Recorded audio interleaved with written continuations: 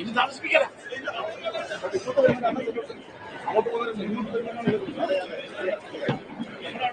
താമസിക്കലെന്നോ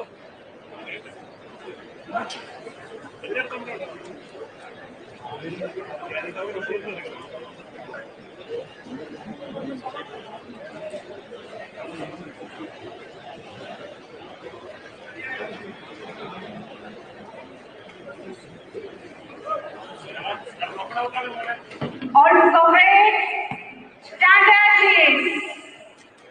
Attention.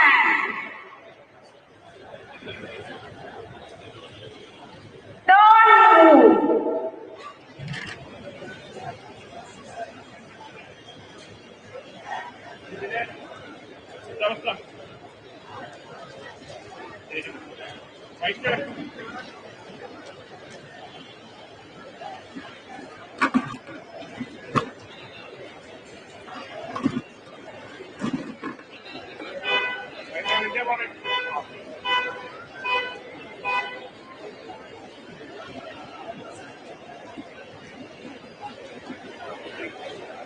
All comrades, attention!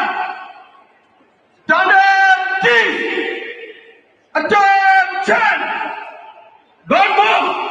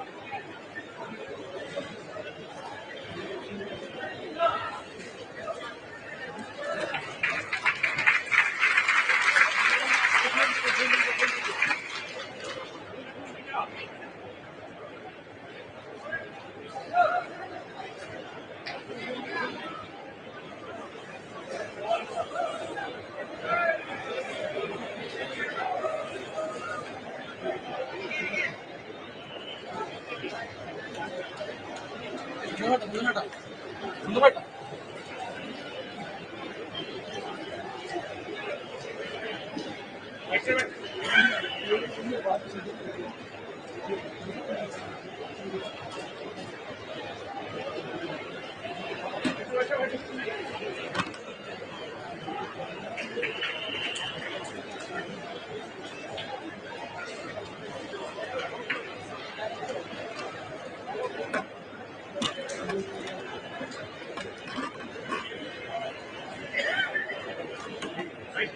Yes.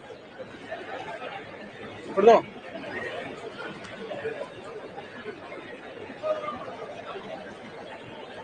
അവിടെ കൊടുത്തോളാം.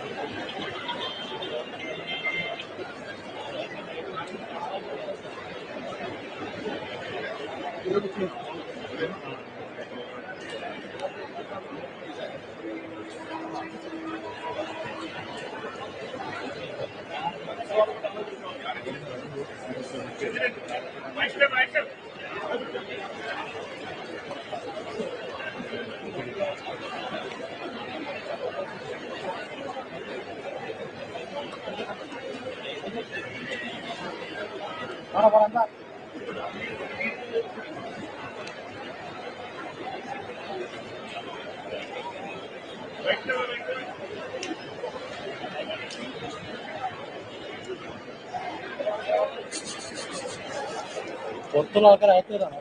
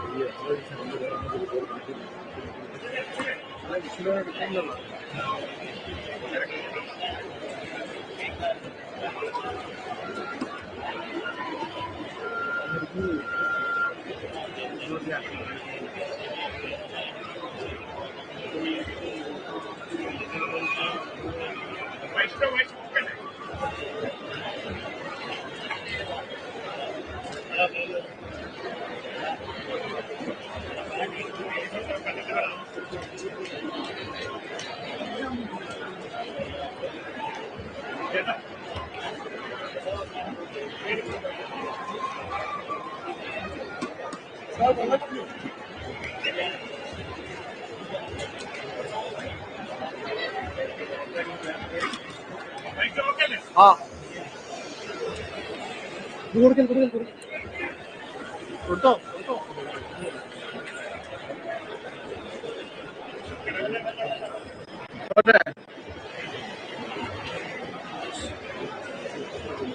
Maximum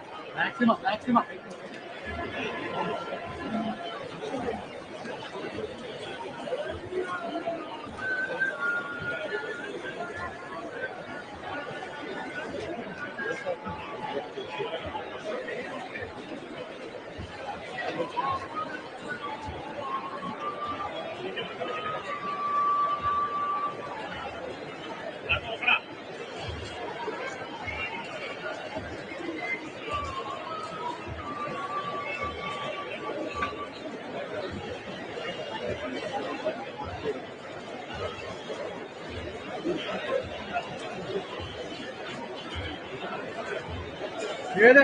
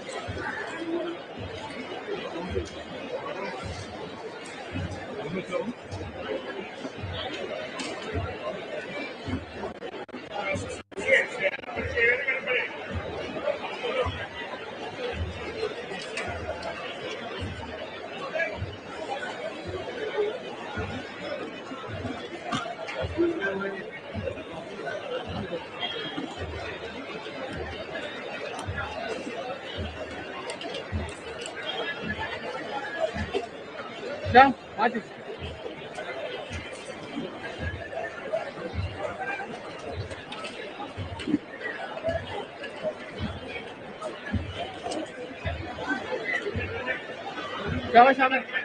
Shyam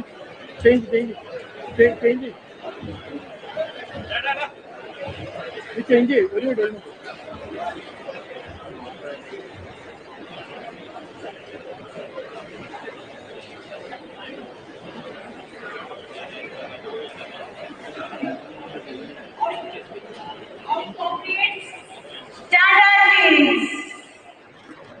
Stand please.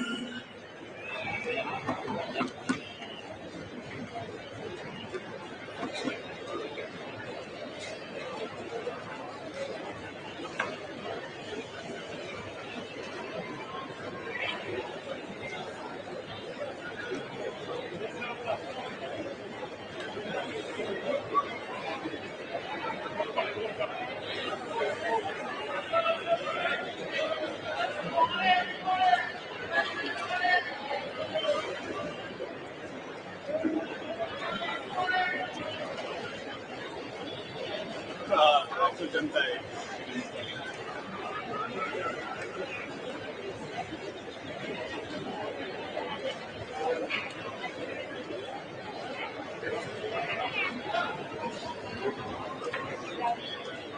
All forward! Stand up, please! Attention!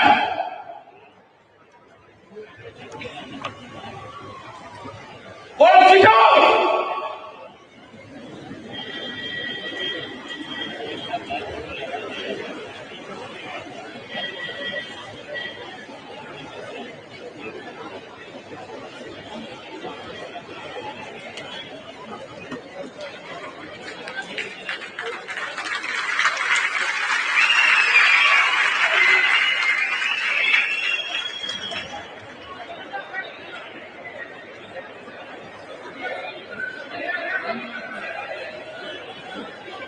മകളെ, സഹോദരി സഹോദരന്മാരെ,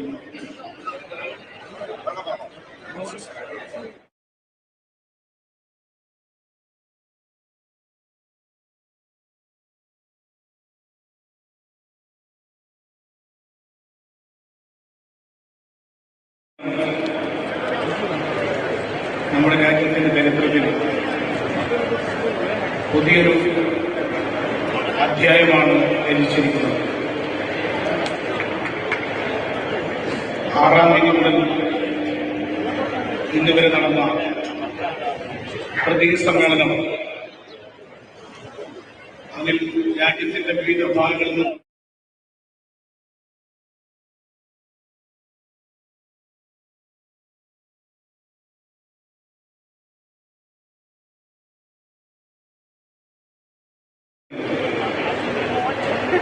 അധ്വാനിക്കുന്ന ജനവിഭാഗങ്ങളുടെ പ്രശ്നങ്ങളാണ് പാർട്ടി സമ്മേളനം ചർച്ച ചെയ്തത്. CPIയും മറ്റു പാർട്ടികളിൽ നിന്ന് വ്യത്യസ്തമായി പ്രവർത്തിക്കുന്ന ഒരു പാർട്ടിയാണ്. പാർട്ടിയുടെ സമ്മേളനം ചെയ്യുന്നത് പ്രകടനം, പൊതുസമ്മേളനം, പുതിയ പാർട്ടി കമ്മിറ്റി തെരഞ്ഞെടുക്കൽ, സെക്രട്ടറി തെരഞ്ഞെടുക്കൽ എന്ന കാര്യങ്ങൾക്ക് വേണ്ടി മാത്രമുണ്ട്. ഈ സമ്മേളനത്തിന്റെ ഭാഗമായി വലിയ രാഷ്ട്രീയ പ്രവർത്തനമാണ് ഈ ജില്ലയിലെ പാർട്ടിയും സംഘാടക സമിതിയും നിർവഹിച്ചത്. ഒരു ബഹുജന വിദ്യാഭ്യാസ പഠന പരിപാടി തന്നെ ഇതിന്റെ ഭാഗമായി നടന്നിട്ടുണ്ട്.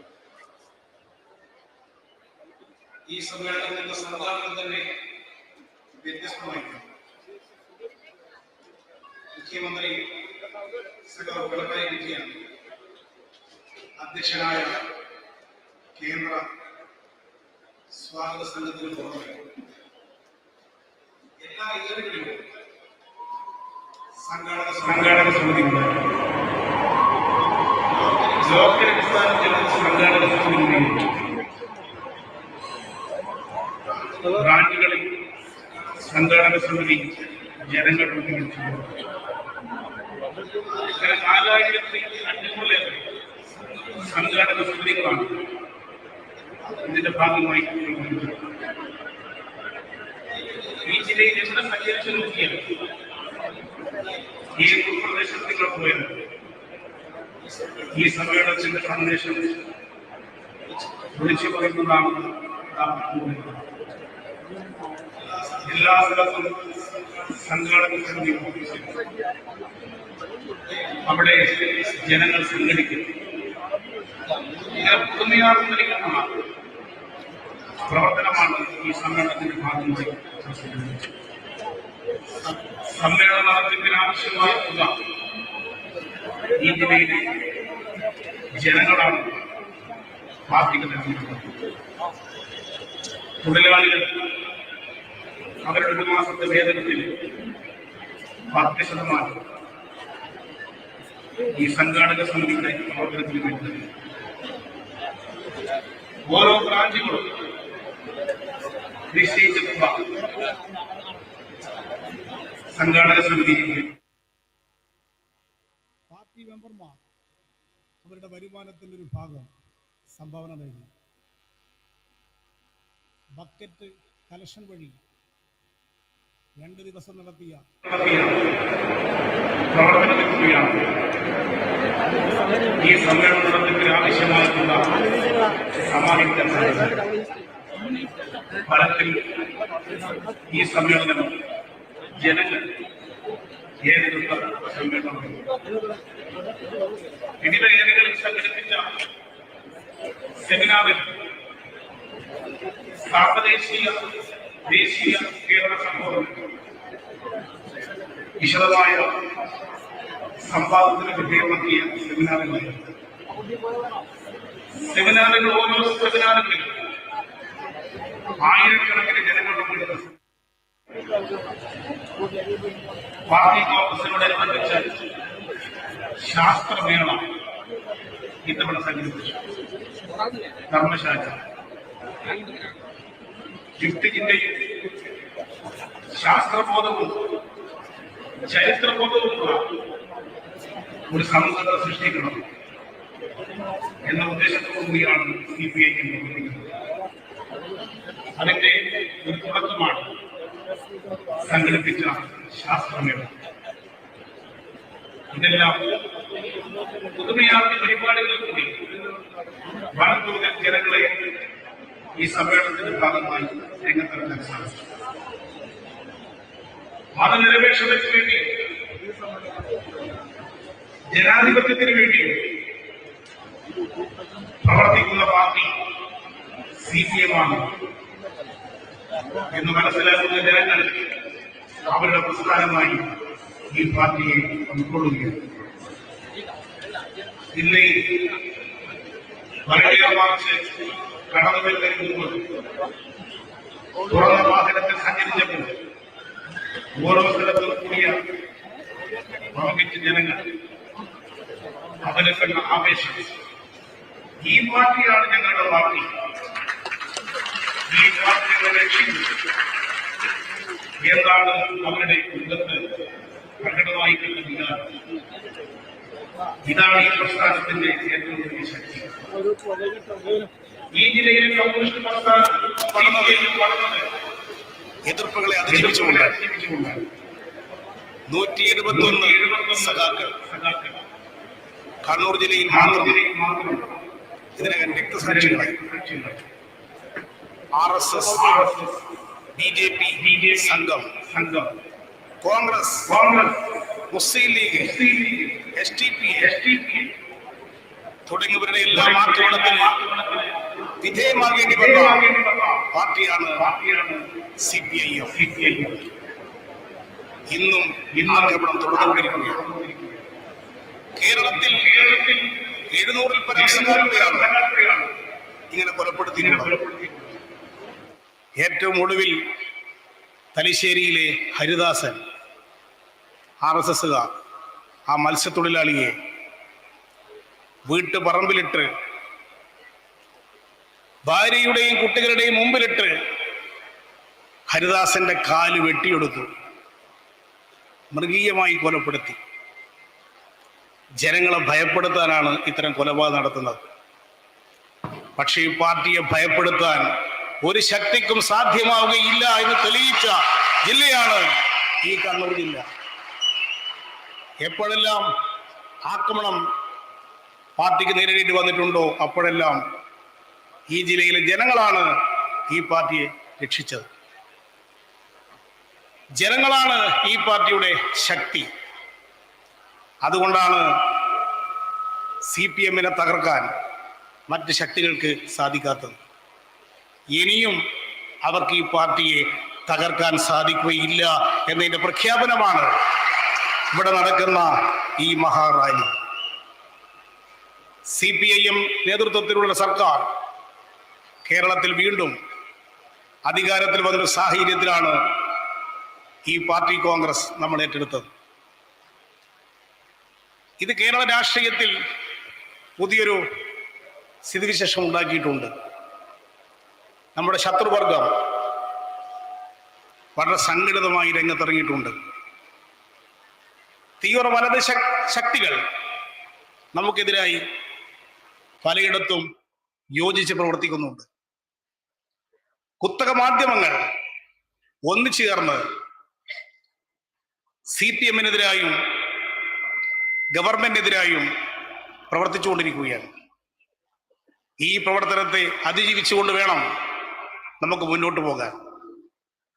കേരളത്തിലെ ഭൂരിപക്ഷം ജനങ്ങളുടെ പിന്തുണ ഇടതുപക്ഷം നേടണം. അങ്ങനെ നമുക്ക് ഈ വെല്ലുവിളി അതിജീവിക്കണം.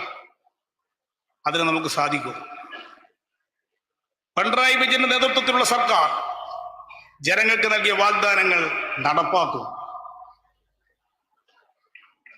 നേരത്തെ 5 വർഷം ഭരിച്ചപ്പോൾ നൽകിയ വാഗ്ദാനങ്ങളിൽ 600 വാഗ്ദാനങ്ങളിൽ 20 എണ്ണം ഒഴിച്ച് നടപ്പാക്കിക്കൊണ്ടാണ് ഇലക്ഷൻ നേരിട്ടത്. അതാണ് ജനങ്ങൾ നമ്മളിൽ പ്രകടിപ്പിച്ച വിശ്വാസം. ഇപ്പോൾ LDF നൽകിയിട്ടുള്ള വാഗ്ദാനം അത് ഓരോന്നോരോന്നായി നടപ്പാക്കും. അതിന് ഇച്ഛാശക്തിയുള്ള സർക്കാരാണ് ഇന്ന് കേരളത്തിൽ പ്രവർത്തിക്കുന്നത്. കോവിഡ് വന്നപ്പോൾ രാജ്യം വിറങ്ങലിച്ചു നിന്നു. മഹാപ്രളയം ഉണ്ടായപ്പോൾ എങ്ങനെ കൈകാര്യം ചെയ്യുമെന്ന് ആളുകൾ ചോദിച്ചു. ഈ 2 പ്രശ്നങ്ങളെ നേരിടുന്നതിൽ ഇടതുപക്ഷ സർക്കാർ കാണിച്ച ഇടപെടൽ, ജാഗ്രത, കരുതൽ ലോകത്തെമ്പാടുമുള്ള മലയാളികൾ കേരളത്തെ ഹൃദയത്തോട് ചേർത്ത് പിടിക്കാൻ തുടങ്ങി. മുഖ്യമന്ത്രി ഓരോ ദിവസവും നടത്തിയ പത്രസമ്മേളനങ്ങളിൽ പറഞ്ഞ കാര്യങ്ങൾ വൈകുന്നേരം ജനങ്ങൾ കേട്ട് ഇങ്ങനെയാണ് ഒരു ഗവൺമെന്റ് പ്രവർത്തിക്കേണ്ടത് എന്ന് പറയുന്ന അവസ്ഥയുണ്ടായി. UDFന്റെ കാലത്ത് പ്രഖ്യാപിച്ച പദ്ധതികൾ നടപ്പാക്കുമായിരുന്നില്ല. അവർക്ക് അസാധ്യമെന്ന് പറഞ്ഞ് നടപ്പാക്കാൻ സാധിക്കാത്ത കാര്യം LDF നടപ്പാക്കി. പിണറായി വിജയൻ സർക്കാർ ഒരു കാര്യം പറഞ്ഞാൽ അത് ചെയ്യും എന്ന വിശ്വാസമാണ് ജനങ്ങളെ വീണ്ടും അധികാരത്തിലേക്ക് കൊണ്ടുവന്നിട്ടുള്ളത്. ഇപ്പോൾ നൽകിയ വാഗ്ദാനങ്ങളിൽ ഈ രാജ്യത്തിന്റെ ഭാവി നവകേരളം സൃഷ്ടിക്കും എന്നുള്ളതാണ്. അതിന് അടിസ്ഥാന സൗകര്യങ്ങൾ വർദ്ധിപ്പിക്കണം, ഗതാഗത സൗകര്യം വർദ്ധിപ്പിക്കണം. 45 മീറ്റർ റോഡ് ഇവിടെ ഉണ്ടാകുമെന്ന് ആരെങ്കിലും പ്രതീക്ഷിച്ചിട്ടുണ്ടോ? ഒന്നും നടക്കില്ല എന്നായിരുന്നു. എന്നാൽ തലപ്പാടി മുതൽ കളിയിക്കാവില വരെ പ്രവർത്തനം തുടങ്ങിയില്ലേ? 2 വർഷം കൊണ്ട് നമ്മുടെ കേരളത്തിൽ ഇത്തരത്തിൽ ഏറ്റവും സൗകര്യമുള്ള ഒരു റോഡ് വന്നാൽ അതിന്റെ നേട്ടം ആർക്കായിരിക്കും? ഈ കേരളം മാറും, ഈ കേരളത്തെ മാറ്റും. അത് ദൃഢപ്രതിജ്ഞയെടുത്ത് പ്രവർത്തിക്കുന്ന സർക്കാരും ഒരു മുന്നണിയും പാർട്ടിയുമാണ് ഇന്ന് നമ്മുടെ സംസ്ഥാനത്തുള്ളത്.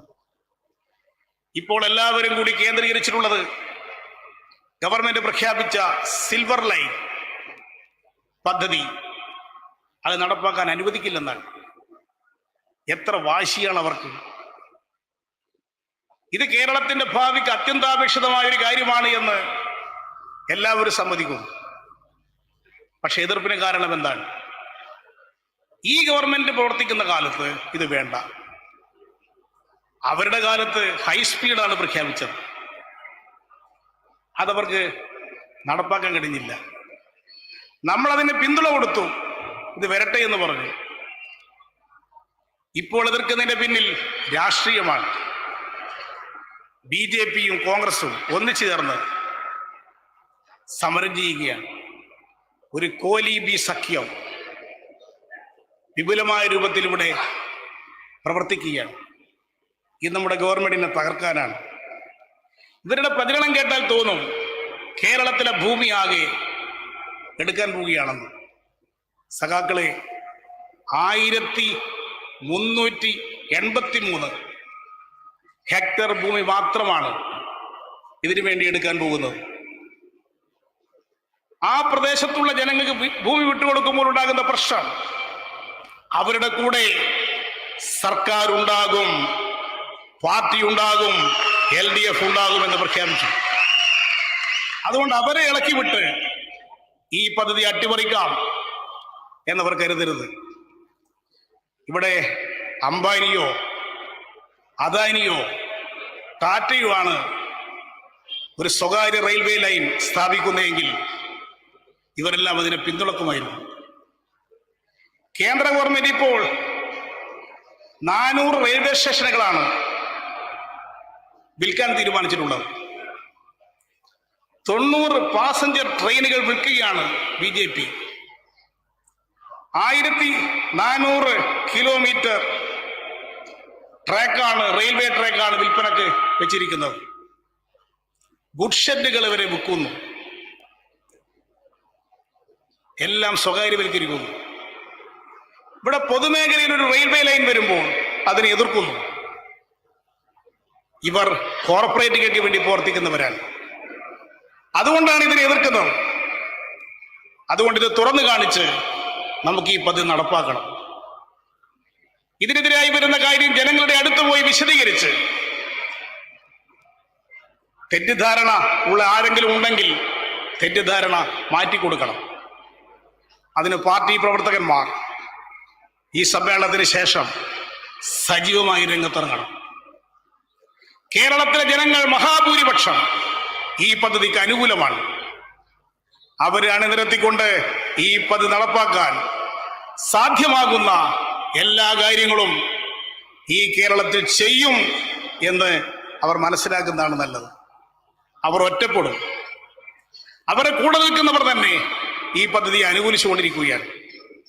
അതുകൊണ്ടല്ലേ ഇന്നലെ ഇവിടെ പ്രൊഫസർ KV തോമസ് അദ്ദേഹം വന്ന് പറഞ്ഞില്ലേ, ഈ പദ്ധതി വേണം. ഇതാണ് നാട്ടിൽ ഉയർന്നു വരുന്ന വികാരം.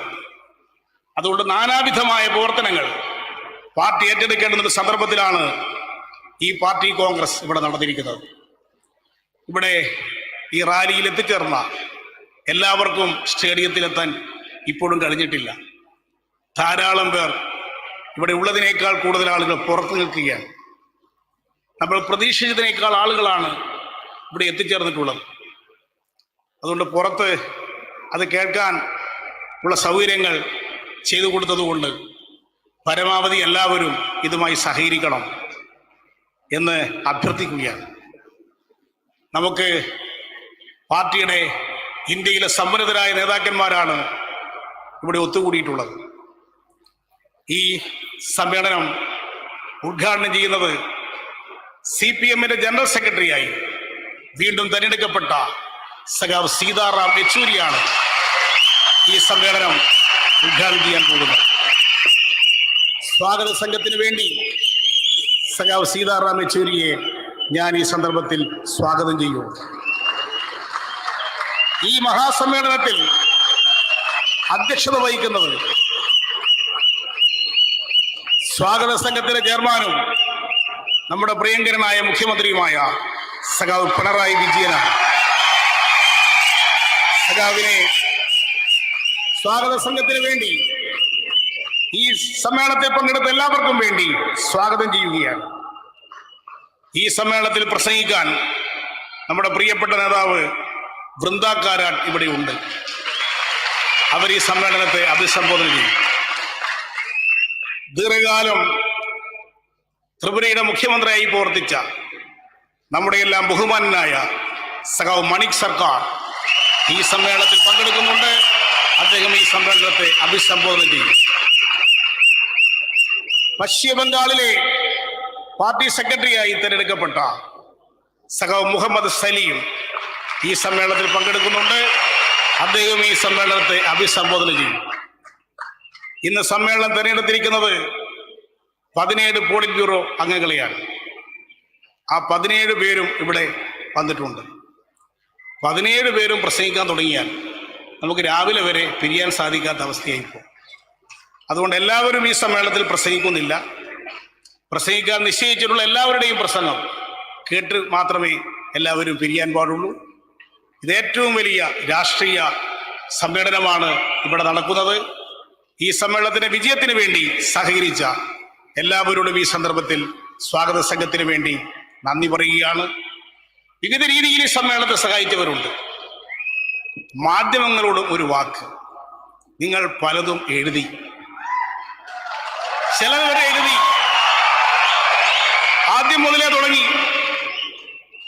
ഈ പാർട്ടി കോൺഗ്രസിൽ 2 ചേരിയായിരിക്കും. ബംഗാൾ ഒരു ചേരി, കേരളം വേറെ ചേരി. ചേരി എവിടെ? CPIM ഒറ്റക്കെട്ടായി എല്ലാ തീരുമാനവും എടുക്കാൻ സാധിക്കുന്ന പാർട്ടിയാണ് എന്ന് ഈ സമ്മേളനം തെളിയിച്ചില്ലേ? പാർട്ടി കോൺഗ്രസിൽ അവതരിപ്പിച്ച രാഷ്ട്രീയ പ്രമേയം സമ്മേളനം പാസാക്കി, ഒരു തർക്കവും ഉണ്ടായില്ലല്ലോ. പാർട്ടി കോൺഗ്രസിൽ അവതരിപ്പിച്ച രാഷ്ട്രീയ സംഘടനാ റിപ്പോർട്ട് സമ്മേളനം പാസാക്കി. വിവിധ ചർച്ചകൾ നടന്നു, സമ്മേളനം അത് പാസാക്കിയില്ലേ? ചർച്ചകൾ നടത്താനാണ് സമ്മേളനം ചേരുന്നത്. ആ ചർച്ചകൾക്ക് ശേഷം ഐക്യേണ്ടതിന് തീരുമാനമെടുത്ത് അത്തരം കാര്യങ്ങൾക്ക് വ്യക്തത ഉണ്ടാക്കാൻ ഈ സമ്മേളനത്തിൽ സാധിച്ചു എന്നത് 23ാം പാർട്ടി കോൺഗ്രസിന്റെ പ്രത്യേകതയാണ്. മാധ്യമങ്ങൾ വിചാരിച്ച ഒരു കാര്യവും അവരുദ്ദേശിച്ചതുപോലെ ഇവിടെ നടന്നിട്ടില്ല എന്നവരെ അറിയിക്കാൻ ഞാൻ ആഗ്രഹിക്കുകയാണ്. നമ്മുടെ കേരളത്തിലെ ചില മലയാള മാധ്യമങ്ങൾക്ക് ചില സൂക്കുകളുണ്ട്.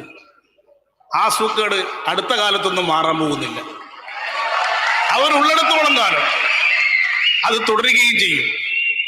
പക്ഷെ അവരോടൊക്കെ പറയാനുള്ളത്, നിങ്ങൾ ഇങ്ങനെ ഞങ്ങൾക്കെതിരായി എഴുതുന്നതിനനുസരിച്ച് എതിരായിട്ട് എഴുതുമ്പോൾ ഞങ്ങൾ ശക്തിപ്പെട്ടുകൊണ്ടിരിക്കും. അതാണ് ഈ കേരളത്തിൽ കാണുന്ന അനുഭവം. നിങ്ങളുടെ പ്രചാരവേലയല്ല കേരളത്തിലെ ജനങ്ങൾ വിശ്വസിക്കുന്നത്. ഇക്കഴിഞ്ഞ അസംബ്ലി തെരഞ്ഞെടുപ്പിൽ നിങ്ങൾ പറഞ്ഞില്ലേ, ഞങ്ങൾക്ക് 40 സീറ്റ് കിട്ടില്ല എന്ന് പറഞ്ഞില്ലേ? UDFന് 100 സീറ്റ് പ്രവചിച്ചില്ലേ? കിട്ടിയോ?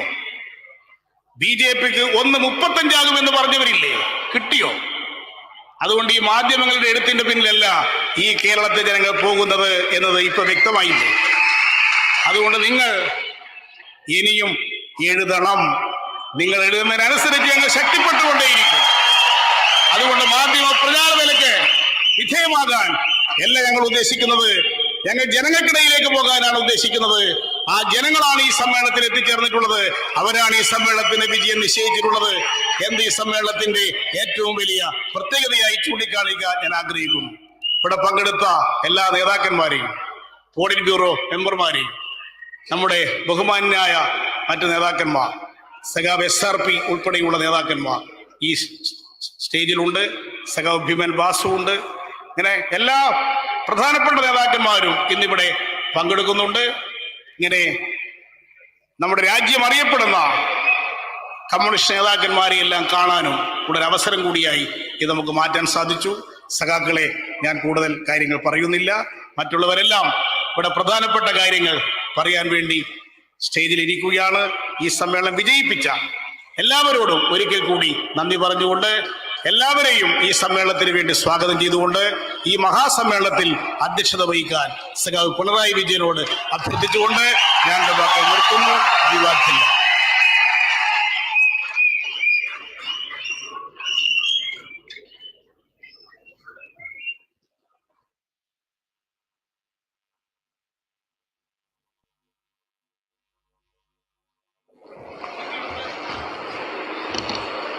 സഖാക്കളെ, സഹോദരി സഹോദരന്മാരെ,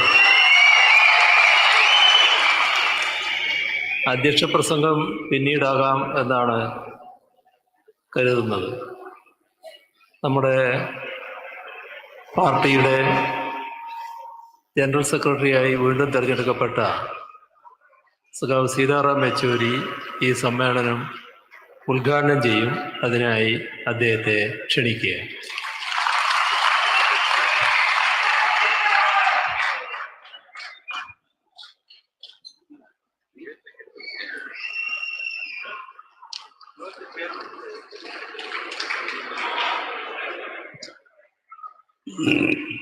പ്രിയപ്പെട്ട സഖാക്കളെ, സുഹൃത്തുക്കളെ,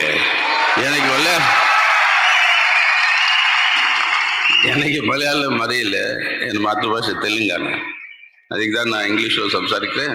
comrade Rajiv, you will translate, huh? Thank you, Comrade Pinarayi Vijayan, the president of today's this huge public rally, which is indeed a very, very inspiring culmination to a very, very important and historic milestone in our party's history, the 23rd Party Congress. And I would, on behalf of the entire party, our newly elected leadership, the Central Committee and the Politburo, congratulate the people of Kannur for so enthusiastically responding to the CPIM Party Congress and so readily coming forward to respond, help us, and actually make this Congress a big success. That will be a memorable memory in all the delegates who attended this 23rd Congress. So thank you very much, people of Kannur, and my salutes to all of you. ബഹുമാനായ അധ്യക്ഷൻ പിണറായി വിജയൻ, മറ്റു നേതാക്കന്മാരെ, സഖാക്കളെ, communist പാർട്ടിയുടെ ചരിത്രത്തിലെ ഏറ്റവും ആവേശകരമായ ഒരു സന്ദർഭമാണിത്. ഈ ചരിത്രഘട്ടത്തിൽ കണ്ണൂരിലെ ജനങ്ങൾ ഈ പാർട്ടി കോൺഗ്രസ് മഹാവിജയമാക്കി മാറ്റിയതിന് ഞാൻ അവരെ പുതുതായി തെരഞ്ഞെടുക്കപ്പെട്ട ബിബിക്ക് വേണ്ടിയും നേതൃത്വത്തിന് വേണ്ടിയും ആദ്യമായി അഭിവാദ്യം ചെയ്യുകയാണ്. ഇന്ത്യയിലെ കമ്മ്യൂണിസ്റ്റ് പ്രസ്ഥാനത്തിന് ചരിത്ര ദൗത്യങ്ങളാകെ ഏറ്റെടുക്കാൻ കഴിയുന്ന അതിരുകളില്ലാത്ത ആത്മവിശ്വാസം പകർന്നു നൽകാൻ ഈ കോൺഗ്രസിന് കഴിഞ്ഞു എന്നുള്ളത് അഭിമാനത്തോടുകൂടി ഞാൻ പറയുകയാണ്. ഓരോ പ്രതിനിധിക്കും മറക്കാൻ കഴിയാത്ത അനുഭവമായി, ആത്മവിശ്വാസമായി ഈ കോൺഗ്രസ് മാറി. അതിന് നേതൃത്വം നൽകിയ കണ്ണൂരിലെ പാർട്ടിയെയും കണ്ണൂരിലെ ജനങ്ങളെയും ഞാൻ ഒരിക്കൽ കൂടി അഭിവാദ്യം ചെയ്യുന്നു. As all of you know, the party congress has concluded, new leadership has been elected. The party congress elected the central committee, an 85-member central committee, which in turn elected a 17-member Politburo, including the general secretary. So it is customary here to introduce the new leaders of the CPIM. Before I introduce the other 16 members of the Politburo, I must mention that 3 veterans have been relieved from the Politburo. As long as they live, as all of us, as communists, as long as we live, we remain communists, we will continue to discharge our revolutionary responsibilities and duties. But from the positions that they were holding in the Politburo, 3 comrades have been relieved.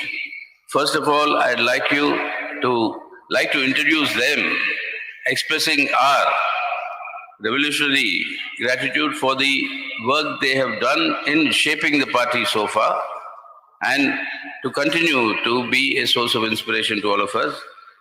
The first of the 3 is Comrade S. Ramchandra Pillai, our senior most member of the Politburo, who's been relieved, this time from his responsibility.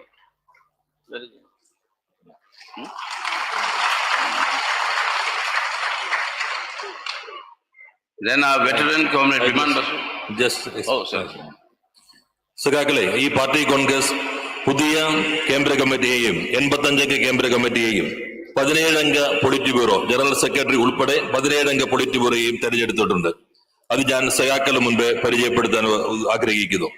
എന്നാൽ അതിന് മുൻപായി പ്രധാനപ്പെട്ട ഒരു കാര്യം, ഈ party കോൺഗ്രസിൽ 3 പ്രധാനപ്പെട്ട സഖാക്കൾ പൊളിറ്റ് ബ്യൂറോയിൽ നിന്ന് വിരമിച്ചിട്ടുണ്ട്. കഴിഞ്ഞ കാലങ്ങളിൽ അവരാകെ രാജ്യത്തെ കമ്മ്യൂണിസ്റ്റ് പ്രസ്ഥാനത്തിന്റെ വളർച്ചയ്ക്ക് വേണ്ടി നിസ്തുലമായ സംഭാവന നൽകിയവരാണ്. അവർ ഇനിയും അത്തരത്തിലുള്ള പ്രവർത്തനങ്ങൾ തുടർന്നുകൊണ്ടേയിരിക്കും. പാർട്ടി പൊളിറ്റ് ബ്യൂറോയിൽ നിന്നും കേന്ദ്ര കമ്മിറ്റിയിൽ നിന്നും വിരമിച്ച ആ സഖാക്കളുടെ ഇമ്മരകളുടെ സേവനങ്ങളെ പ്രത്യേകം സ്മരിക്കുന്നു. അവർക്കെല്ലാവർക്കും വിപ്ലവ അഭിവാദ്യങ്ങൾ അർപ്പിക്കുന്നു. ആദ്യമായി സഖാവ് SRPയെ പരിചയപ്പെടുത്തുന്നു. Then Comrade Biman Basu, a veteran of our communist movement. He was the leader of the students' movement when I joined the SFI some nearly 50 years ago. So he served the party all through this talk, and now he is being relieved. So our salutes to him and recognition, place on record his contribution that he has made, which he'll continue to make, but as a member of the Politburo. അടുത്തതായി സഖാവ് ബിമൻ ബസുവാണ്. സഖാവ് ബിമൻ ബസു ഞാൻ SFIയിൽ ചേരുമ്പോൾ, സഖാവ് സീതാറാം SFIയിൽ ചേരുമ്പോൾ എന്റെ മേധാവായിരുന്ന ആളാണ്. പിന്നീട് അദ്ദേഹം പാർട്ടിയുടെ മേധാവായി, പൊളിറ്റ് ബ്യൂറോ അംഗമായി, ഇപ്പോൾ സഖാവ് PBയിൽ നിന്ന് വിരമിക്കുകയാണ്. സഖാവിന്റെ സേവനങ്ങളെ അഭിവാദ്യം ചെയ്യുന്നു. തുടർന്നും അദ്ദേഹത്തിന്റെ പ്രവർത്തനങ്ങൾ പാർട്ടിക്ക് ലഭിക്കും എന്ന് പ്രതീക്ഷിക്കുന്നു. Then Comrade Hanan Mullah, who was a Kisan leader, one of the main architects of the historic Kisan struggle that has recently taken place. He is being relieved from the Politburo. Comrade Hanan Mullah. Hannan Mollah കർഷക പ്രസ്ഥാനത്തിന്റെ മേധാവ്, ചരിത്ര പ്രാധാന്യമേറിയ കർഷക പോരാട്ടത്തിന് സവിശേഷമായ നേതൃത്വം നൽകിയ സഖാവ് polit ബ്യൂറോയിൽ നിന്ന് വിരമിക്കുകയാണ്. സഖാവിനും അഭിവാദ്യങ്ങൾ അർപ്പിക്കുന്നു. Now I'll introduce the newly elected members of the Politburo. Comrade Pinarayi Vijayan.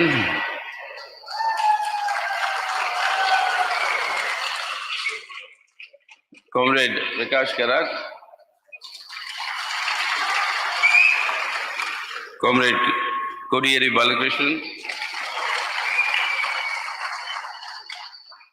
Comrade M.A. Baby. Comrade Brinda Karak.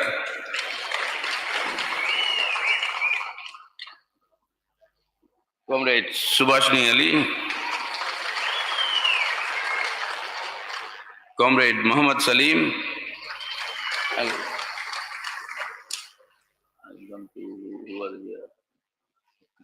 Comrade Manik Sarkar.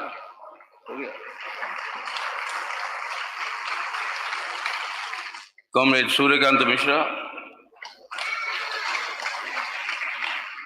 Comrade Tapan Sen.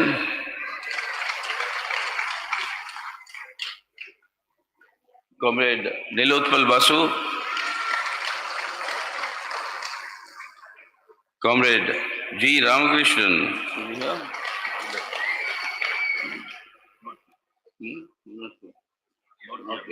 He's left. And we have elected, there are 3 new members of the Politburo who have been elected this time. Oh, Comrade, where is he? His chair is there. Comrade B.B. Raghavlu.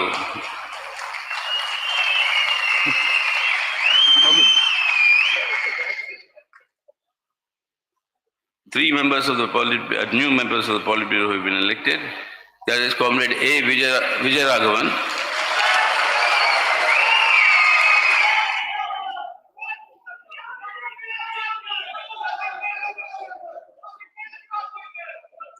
Comrade Ashok Dhable.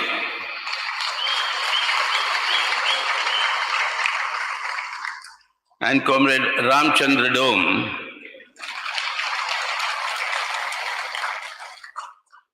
This is the new set of the 17 members, including myself, which is the new Politburo of the CPIM after this 23rd Party Congress. നേരത്തെ പരിചയപ്പെടുത്തിയ സഖാക്കൾ ഉൾക്കൊള്ളുന്നതാണ് party congress തെരഞ്ഞെടുത്ത 17-അംഗ politburo. Yes, comrades, this Congress of ours, the 23rd Congress of the Communist Party of India Marxist, has been a Congress of determination, a Congress of resolve. The determination that today we will save our country from being destroyed by the communal forces, by this BJP government at the center, which is implementing the Hindutva communal agenda,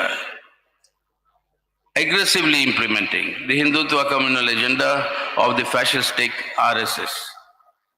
And this is the major challenge that we all have to face, because along with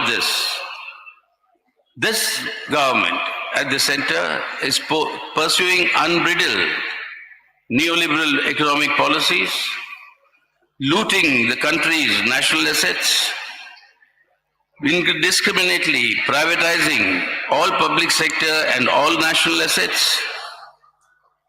establishing a nexus between corporate and the communal forces, promoting crony capitalism of the worst order, legalizing political corruption, and establishing an increasingly growing authoritarian order in the state with attacks on the democratic rights and civil liberties of all people guaranteed by the Indian Constitution. This is an all-round attack. This 23rd Party Congress, through this resolution, has said very clearly that we are determined, this red flag and the Communist Party of India Marxist is determined to meet this challenge and to defeat this challenge in the days to come, and that is the determination and resolve with which this Congress has concluded. സഖാക്കളെ, communist പാർട്ടിയുടെ കോൺഗ്രസുകളെല്ലാം ചരിത്ര പ്രാധാന്യമുള്ളതാണ്. ഈ കോൺഗ്രസ് കൃത്യമായ പ്രഖ്യാപനം നടത്തിയ കോൺഗ്രസ് ആണ്. രാജ്യത്ത് ഇന്ന് അധികാരത്തിലിരിക്കുന്ന വർഗീയ ശക്തികൾക്കെതിരെയുള്ള ശക്തവും സുവ്യക്തവുമായ പ്രഖ്യാപനമാണ് പാർട്ടി കോൺഗ്രസ് നടത്തിയിട്ടുള്ളത്. രാജ്യത്ത് ഒരു വർഗീയ അജണ്ട നടപ്പിലാക്കുന്നു. ഹിന്ദുത്വ വർഗീയ അജണ്ട നടപ്പിലാക്കാൻ ശ്രമിക്കുന്നു. ഫാസിസ്റ്റ് സ്വഭാവങ്ങളുള്ള RSS ആൽ നിയന്ത്രിക്കപ്പെടുന്ന BJP അധികാരത്തിലിരുന്നു കൊണ്ട് ഈ അജണ്ടയാണ് രാജ്യത്ത് നടപ്പിലാക്കാൻ ശ്രമിക്കുന്നത്. ഈ അജണ്ട നടപ്പിലാക്കാൻ ശ്രമിക്കുന്നതോടൊപ്പം തന്നെ മറുവശത്ത് നവ ഉദാരവൽക്കരണ നയങ്ങൾ അതിവേഗത്തിൽ നടപ്പിലാക്കാനും ശ്രമിക്കുന്നു.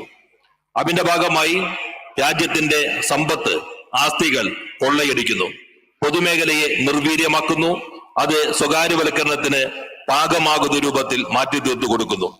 കോർപ്പറേറ്റ് ശക്തികളും വർഗീയ ശക്തികളും തമ്മിലുള്ള അവിശുദ്ധമായ സഖ്യം രാജ്യത്തിന്റെ എല്ലാ മണ്ഡലങ്ങളെയും നിയന്ത്രിക്കുന്നു. ചിങ്കടി മുതലാളിത്തം ശക്തിപ്പെട്ടിരിക്കുന്നു. രാഷ്ട്രീയമായ അഴിമതി വ്യാപകമാകുന്നു. ഭരണകൂടം ഏകാധിപത്യ പ്രവണതകളുടെ പ്രതിഫലനമായി മാറുന്നു. ഈ ഏകാധിപത്യ പ്രവണതകൾ ജനാധിപത്യ അവകാശങ്ങളെ ഇല്ലാതാക്കുന്നു. അത് പൗരാവകാശങ്ങളെ അടിച്ചമർത്തുന്നു. ഇതാണ് ഇന്ന് രാജ്യത്ത് നിലനിൽക്കുന്ന അവസ്ഥയുമുള്ളത്. ഈ രാജ്യത്ത് നിലനിൽക്കുന്ന അവസ്ഥയെ 23-ാം പാർട്ടി കോൺഗ്രസ് കൃത്യമായി തിരിച്ചറിഞ്ഞുകൊണ്ട് ഞങ്ങൾ പ്രഖ്യാപിക്കുന്നു, ഈ ചെങ്കൊടിയുടെ ബലത്തിൽ കമ്മ്യൂണിസ്റ്റ് പാർട്ടി പ്രഖ്യാപിക്കുന്നു, ഞങ്ങൾ ഈ വെല്ലുവിളികളെ നേരിടുക തന്നെ ചെയ്യും. ചെങ്കൊടി ഈ ഫാസിസത്തിന്റെ പ്രവണതകളുള്ള വർഗീയ ആധിപത്യത്തെ ചെറുത്തു തോൽപ്പിക്കുക തന്നെ ചെയ്യുമെന്ന് പ്രഖ്യാപിക്കുന്നു. If this is the determination, but the resolve comes from the fact that this 23rd Congress was held in this land of revolutionary martyrs of Kannur. The Kannur martyrs, the glorious history of the growth of the communist movement from this part of Kerala, the seeds of a future communist party that were laid in Kannur with a small band of communists. How communism as an ideology, how Communist Party as a political influence spread to become the most dominant political force in Kerala. That is the inspiration of countless martyrs, of indomitable courage, of the sacrifices they have done. This is the land on which this all happened, where the communist movement, not only in Kerala, but Kannur became an outpost for the communist movement in the country as a whole. So from this land, drawing inspiration from its revolutionary traditions, the resolve in this Congress is that yes, these are very formidable challenges that are there before us, formidable not only for the country, not only for our secular democratic constitutional order, but formidable for the advance of the struggles of the working people, of the people in our country generally, for a better livelihood against this exploitative order that is there in our country, for a revolutionary change moving forward towards achieving our objective. That is a formidable challenge that we have, a multi-pronged challenge. The resolve to meet the challenge arises by the fact that this Congress was held here and all decisions were taken with unanimity or near unanimity, and that speaks of the degree of cohesion and unity in the party, its determination and its resolve in meeting the challenges of today.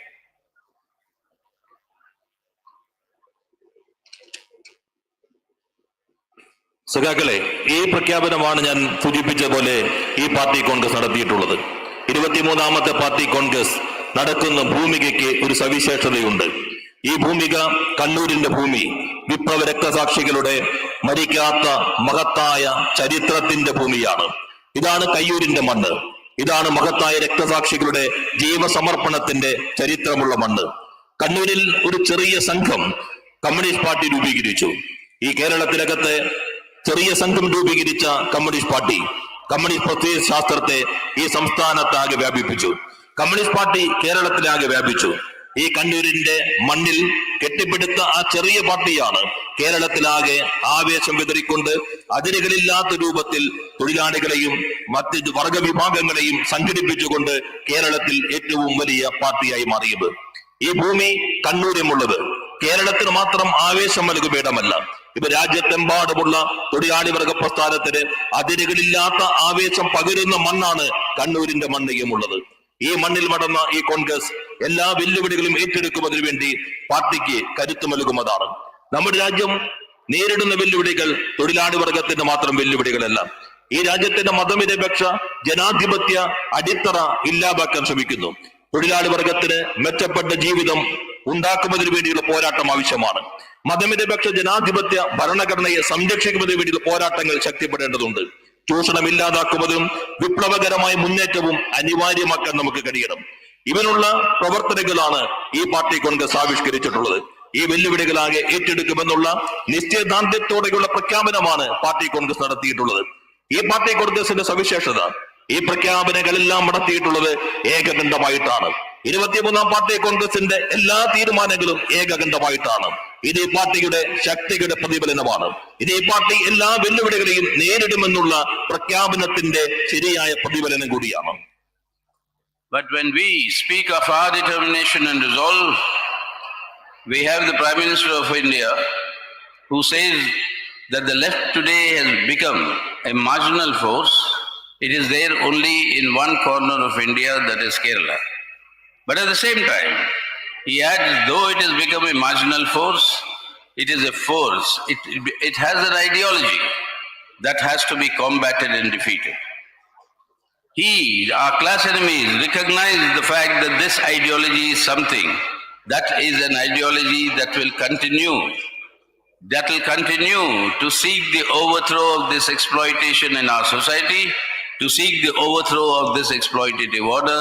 So they recognize that our strength and therefore treat us as the principal enemy in order to attack us, to intimidate us, to instill fear.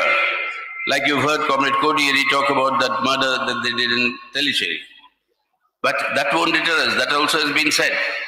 But the fact remains, why is it that from they saying one corner of the country that we are confined to, but yet a force that has to be contended and defeated?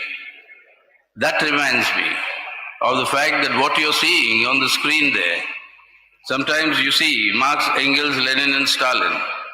You see Stalin's poster in his military outfit and fatigues. And it was Comrade Stalin. When the fascist army of Hitler invaded the Soviet Union, it encircled Moscow. He had given the call saying that we'll have to get a toehold, a small corner of the German land, and once we capture that, we shall drive the German fascists out of the Soviet Union till they reach Berlin, and we will reach Berlin to announce to the world that fascism has been defeated. It was this red flag that announced to the world that fascism has been defeated, that red flag which Hitler set out to destroy. And therefore, any hopes that people nurture today, that this is a force that can be destroyed or it is weakened, it will vanish, we must remind them. History is testimony to the fact there is not a power on earth that can either destroy or even dilute this red flag and the power of the red flag and the power of the people of our world. They will rise in revolt and will rise for their liberation. That is a historic inevitability. How fast we do it or not, that depends on us. And that is what the decisions we have taken in this Congress to hasten that process in India.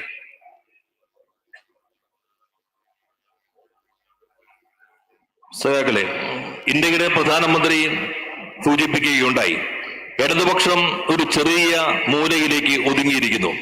ഇടതുപക്ഷം പാർശ്വത്തിൽ വളരെ ചെറുതായി കഴിഞ്ഞിരിക്കുന്നു. കേരളം എന്ന ഒരു ചെറിയ ഇന്ത്യയുടെ മൂലയിൽ മാത്രമാണ് ഇന്ന് ഇടതുപക്ഷമുള്ളത്.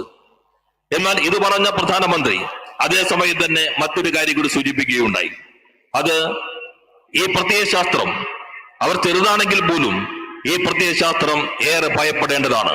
ഈ പ്രത്യയശാസ്ത്രത്തെ പരാജയപ്പെടുത്തേണ്ടതാണ്. അപകടകരമായ പ്രത്യയശാസ്ത്രമാണ് ഇത് എന്ന് പ്രധാനമന്ത്രി പറയുന്നു. ഇത്രമാത്രം ചെറുതായ സ്ഥലത്ത് ഒതുങ്ങി നിൽക്കുന്നു എന്ന് പറയുമ്പോൾ തന്നെ ഇങ്ങനെ പറയുന്നതിനൊരു കാരണമുണ്ട്. ഈ പ്രത്യയശാസ്ത്രം ചരിത്രപരമായ മുന്നേറ്റത്തിൻ്റെതാണ്. ഈ പ്രത്യയശാസ്ത്രം ചൂഷണ ആധിപത്യം ഇല്ലാതാക്കുന്നതിന് കരുത്തു പകരുന്ന പ്രത്യയശാസ്ത്രമാണ്. ഈ പ്രത്യയശാസ്ത്രം എല്ലാ വെല്ലുവിളികളും മറികടക്കുന്നതാണ്. കൊടിയേരി ഇവിടെ നടന്നിട്ടുള്ള അനുഭവങ്ങളെ കുറിച്ച് എന്നെ സൂചിപ്പിക്കുകയുണ്ടായി. ഒരു മൂലയിൽ മാത്രം ഒതുങ്ങുമ്പോഴും അവനെ ഇല്ലാതാക്കുന്നതിന് വേണ്ടി എത്രമാത്രം ശ്രദ്ധിക്കുന്നു, കേന്ദ്രീകരിക്കുന്നു എന്ന് പ്രധാനമന്ത്രി സൂചിപ്പിക്കുകയുണ്ടായി. നോക്കൂ, ഈ സ്ക്രീനിൽ, അപ്പുറത്തുള്ള സ്ക്രീനിൽ നിരവധി നേതാക്കന്മാരുടെ ചിത്രങ്ങൾ വരുന്നുണ്ട്. മാർക്സിന്റെയും എംഗൽസിന്റെയും ചിത്രങ്ങൾ വരുന്നുണ്ട്. അക്കൂട്ടത്തിൽ സ്റ്റാലിന്റെ മിലിറ്ററി യൂണിഫോം ധരിച്ചിട്ടുള്ള ചിത്രവും നിങ്ങൾക്ക് കാണാൻ കഴിയും. ഓർക്കണം, ഫാസിസം, ഹിറ്റ്ലറി റഷ്യയിലേക്ക് കുതിച്ചു കയറിക്കൊണ്ട് സോവിയറ്റ് യൂണിയനിലേക്ക് മുന്നേറി എന്ന് പ്രഖ്യാപിച്ചുകൊണ്ട് സോവിയറ്റ് യൂണിയന്റെ മോസ്കോയുടെ ഒരു മൂലയിലേക്ക് ഒരു ഘട്ടത്തിൽ കമ്മ്യൂണിസ്റ്റുകാർ ഒതുക്കി. എന്നാൽ ആ മൂലയിൽ നിന്ന്, ഒതുക്കപ്പെട്ടു എന്ന് പറഞ്ഞ ആ മൂലയിൽ നിന്ന് ചെമ്പട ആർത്തിരമ്പിക്കൊണ്ട് മുന്നേറി. ആ ചെമ്പട റഷ്യയുടെ അതിരുകൾക്കപ്പുറത്തേക്ക് ഫാസിസത്തിന്റെ, ഹിറ്റ്ലറുടെ പട്ടാളത്തെ ആട്ടിപ്പായിച്ചു. അവിടെയും നിന്നില്ല. ആ ചെമ്പട ബെർലിനിലേക്ക് കുതിച്ചു. ആ ചെമ്പട ബെർലിനിലേക്ക് കുതിച്ചുകൊണ്ട് ഈ ചെമ്പതാക ഉയർത്തി. ചെമ്പതാക ഉയർത്തിക്കൊണ്ട് ആ ചെമ്പട പറഞ്ഞു, ലോകത്തിതാ ഫാസിസം അവസാനിച്ചിരിക്കുന്നു. ഫാസിസത്തെ അവസാനിപ്പിച്ചൊരു പതാകയുണ്ട്. ആ പതാകയാണ് ഈ ചെങ്കൊടി. അത് മോഡിക്കറിയാം, അത് BJP സർക്കാരിനറിയാം. ഈ ശക്തിയാണ് അവർ ഭയപ്പെടുന്നത്. ഈ ചരിത്രം അവർ മനസ്സിലാക്കണം. നിങ്ങൾ എത്ര ശ്രമിച്ചാലും ഈ ചെങ്കൊടിയെ, ഈ പ്രസ്ഥാനത്തെ നശിപ്പിക്കാൻ കഴിയില്ല എന്ന് മാത്രമല്ല, ദുർബലപ്പെടുത്താൻ പോലും കഴിയില്ല എന്ന് ഈ ചരിത്ര പാഠത്തിൽ നിങ്ങൾ മനസ്സിലാക്കണം. നിങ്ങൾ ചരിത്രത്തിന്റെ ചവിട്ടുകൊട്ടയിലേക്ക് വലിച്ചെറിയപ്പെടുമെന്നുള്ള പാഠവും ഉൾക്കൊള്ളേണ്ടതുണ്ട്. That's why, how have we decided in the party congress, what is the essence of the decisions we have taken in order to meet these challenges and to defeat them? First of all, the decision was that it is clear that the most consistent force, most determined force that can take on the challenge of Hindutva communalism in our country, its assault on the secular democratic republic, its assault on the Indian constitution and its independent institutions, is the CPIM and the CPIM along with the left forces.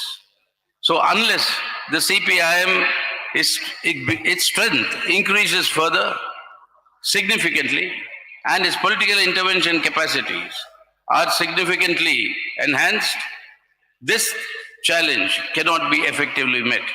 So the party congress discussed and took all the relevant decisions that are required in order to achieve this objective, and that is the first of the course of the decisions that has been taken. Hindutva വർഗീയ ശക്തികളെ നേരിടുന്നതിന് വേണ്ടിയുള്ള സ്ഥായിയായ ഒരേ ഒരു ശക്തി അത് ഇടതുപക്ഷം മാത്രമാണ്. ഈ രാജ്യത്തിന്റെ മതനിരപേക്ഷ ജനാധിപത്യ ഉള്ളടക്കത്തെ ശക്തിപ്പെടുത്തുന്നതിന് വേണ്ടി, സംരക്ഷിക്കുന്നതിന് കഴിയുന്ന ശക്തി, ഭരണഘടനാ സ്ഥാപനങ്ങളെ ശരിയായ രൂപത്തിൽ നിലനിൽക്കാൻ കഴിയുന്ന പോരാട്ടങ്ങളെ ദിശ നിർണ്ണയിക്കാൻ കഴിയുന്ന ശക്തി അത് ഇടതുപക്ഷം മാത്രമാണ്. അതുകൊണ്ട് ഈ സ്ഥായിയായ പോരാട്ടം മുന്നോട്ട് കൊണ്ടുപോകാൻ കഴിയുന്ന ഇടതുപക്ഷത്തിന്റെ ശക്തി വർദ്ധിപ്പിക്കേണ്ടതാണ് ഈ കാലഘട്ടത്തിന്റെ ചരിത്രപരമായ ആവശ്യം എന്നുള്ളത്. അതോടൊപ്പം ഇടതുപക്ഷത്തിന്റെ രാഷ്ട്രീയമായ ഇടപെടൽ ശേഷി വർദ്ധിപ്പിക്കണം. അതുകൊണ്ട് ഇത് വിലയിരുത്തിക്കൊണ്ട് ഇന്ന് രാജ്യം നേരിടുന്ന വെല്ലുവിളികളെ മറികടക്കുന്നതിന് വേണ്ടിയുള്ള ഒന്നാമത്തെ തീരുമാനം എന്നുള്ളത് ഇടതുപക്ഷത്തിന്റെ സ്വതന്ത്രമായ ശക്തി വർദ്ധിപ്പിക്കുക എന്നുള്ളതാണ്. അതാണ് പാർട്ടി കോൺഗ്രസ് എടുത്ത പ്രധാനപ്പെട്ട ഒരു തീരുമാനം. On this basis, to strengthen the unity of the left forces and to bring together the left and democratic forces on an alternative program by intensifying class and mass struggles, that is the process in which meeting this challenge has to be carried forward. And in meeting the challenge of the Hindutva forces and its communalism, its agenda, to seek the broadest mobilization of all secular forces to meet this challenge and defeat this challenge of Hindutva communalism. ഈ കാഴ്ചപ്പാടിന്റെ അടിസ്ഥാനത്തിൽ ഒന്നാമത്തെ ചുമതല എന്നുള്ളത് ഇടതുപക്ഷ ശക്തികളുടെ ഐക്യം വർദ്ധിപ്പിക്കുകയുമുള്ളതാണ്. ഇടതുപക്ഷ ശക്തികളുടെ ഐക്യം വർദ്ധിപ്പിക്കുകയും അതിന്റെ തുടർച്ചയിൽ ഇടതുപക്ഷ ജനാധിപത്യ ഐക്യവും ശക്തിപ്പെടുത്തണം. ഒരു ബദൽ പരിപാടി ഇന്ത്യയുടെ സാമൂഹ്യമായ അവസ്ഥകളെ തിരിച്ചറിഞ്ഞുകൊണ്ടുള്ള ഒരു ബദൽ പരിപാടിയുടെ അടിസ്ഥാനത്തിൽ ഇടതുപക്ഷ ജനാധിപത്യ ഐക്യം ശക്തിപ്പെടണം. അത് മുന്നോട്ട് കൊണ്ടുപോകാൻ കഴിയണം. എന്നാൽ ഹിന്ദുത്വ ശക്തികളെ പരാജയപ്പെടുത്തുന്നതിന് എല്ലാ മതനിരപേക്ഷ ശക്തികളെയും ഈ Hindutva വർഗീയതയ്ക്കെതിരെയുള്ള പോരാട്ടത്തിനകത്ത് അണിനിരത്താനും കഴിയേണ്ടതുണ്ട്. That's why on the basis of all these four aspects that will be simultaneously, that will be implemented by the party, the decisions have been taken to meet the challenges of today. That's why we appeal to all the secular forces to come together in order to face this challenge. But then it's up to these secular forces whether they are willing to rise to the occasion of meet this challenge in order to defend and safeguard the secular democratic Indian Republic and the Indian Constitution. There we've seen how the various parties that claim to be secular also behave. We have reached out, the CPIM, to all the secular forces, and in the course of this 23rd Party Congress, various important discussions were held through the seminars in defense of secularism, in defense of democracy, and above all in defense of federalism, which is very important because the BJP RSS today want to destroy the federal character of India. You've seen how the Union Home Minister has now given a diktat, decreed that Hindi shall be compulsory for official correspondence, and in the northeastern states, Hindi will be compulsorily taught in the schools. This sort of an imposition of a language over the linguistic states, reorganization of states that took place in India, the right of the states and the state governments, this sort of trampling upon, that happens because the RSS requires a unitary state structure for its Hindutva communal Rashtra. But in meeting these challenges, well, we want all secular forces to come together and unitedly face this challenge. You have parties like the Congress Party. We invite them to come and join us in this seminar. But they don't respond. Not only do they don't respond, if some of their leaders come and join, those leaders are threatened with disciplinary action to be taken. So we have to tell all the secular parties, particularly the Congress, if you are what you claim to be as a secular party, as a secular force, then you decide where you stand. Whatever be our political differences and the fights, if on this issue of secularism, of democracy, of federalism, of defense of India's constitutional order, if on those issues you're not willing to come together, then that credentials themselves become suspect. So it's up to the Congress Party to decide where it stands. And that is something that the people of Kerala have, through their experience, seen through. And this is something that they will have to answer to the country.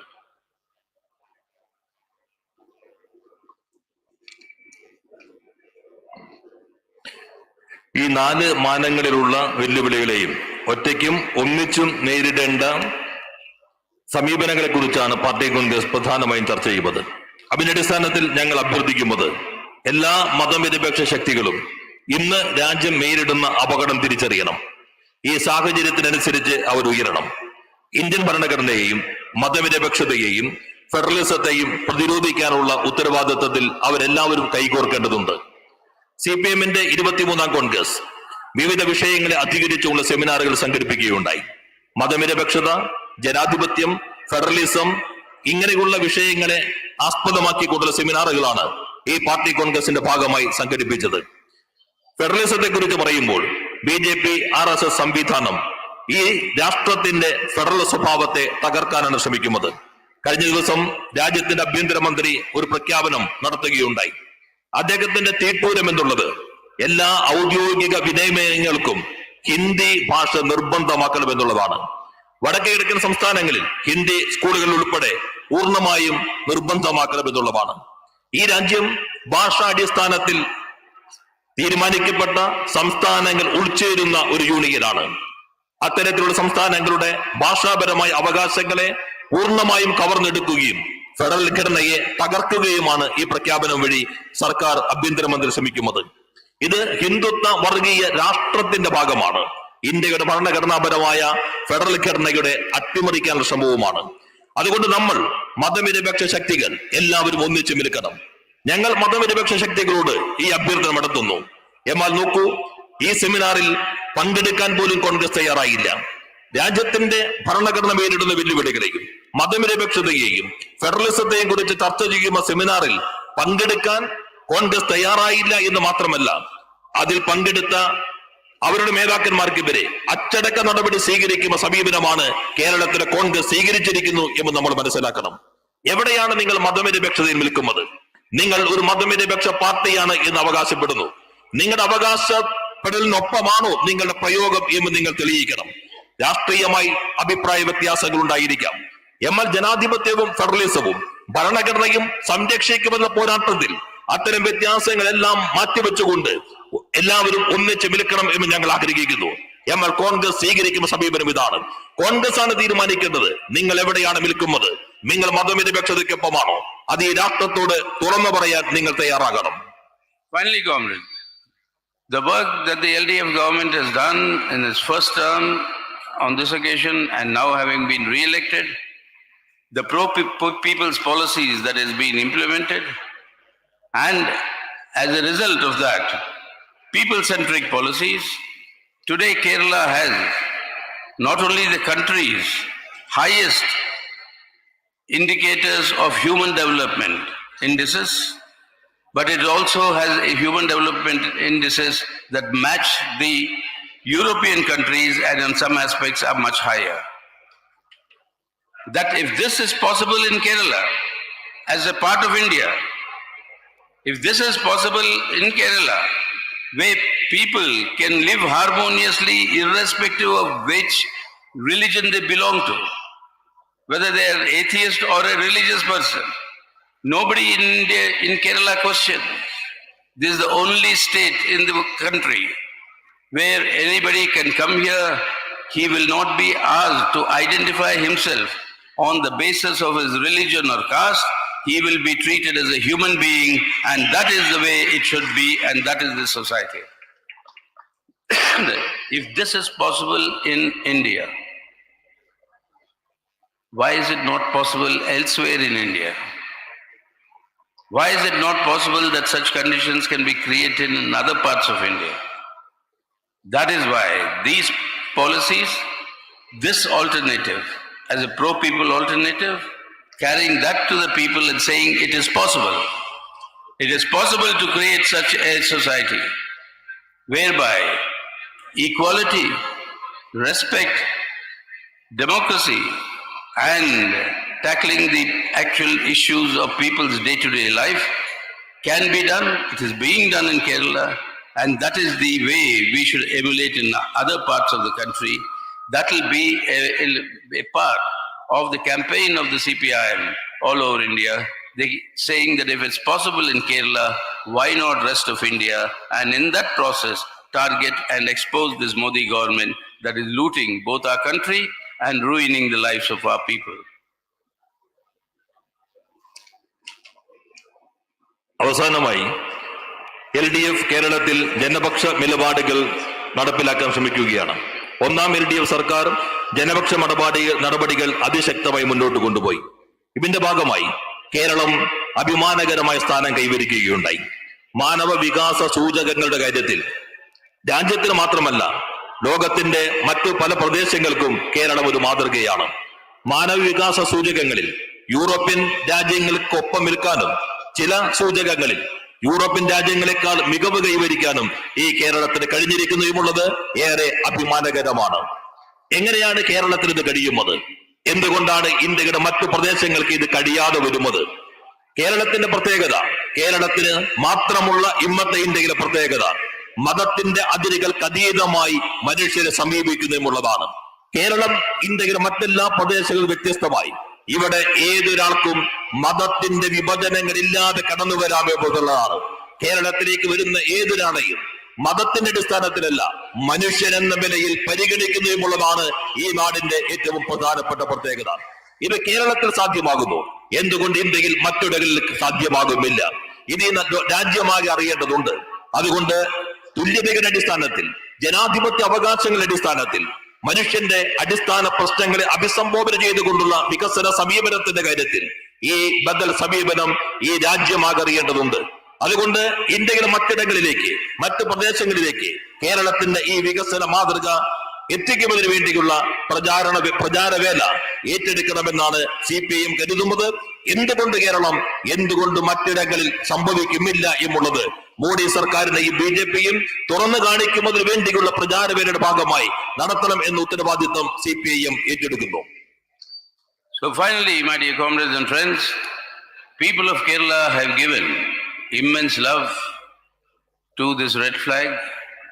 They have immense respect and they have with courage fought for their rights under the red flag.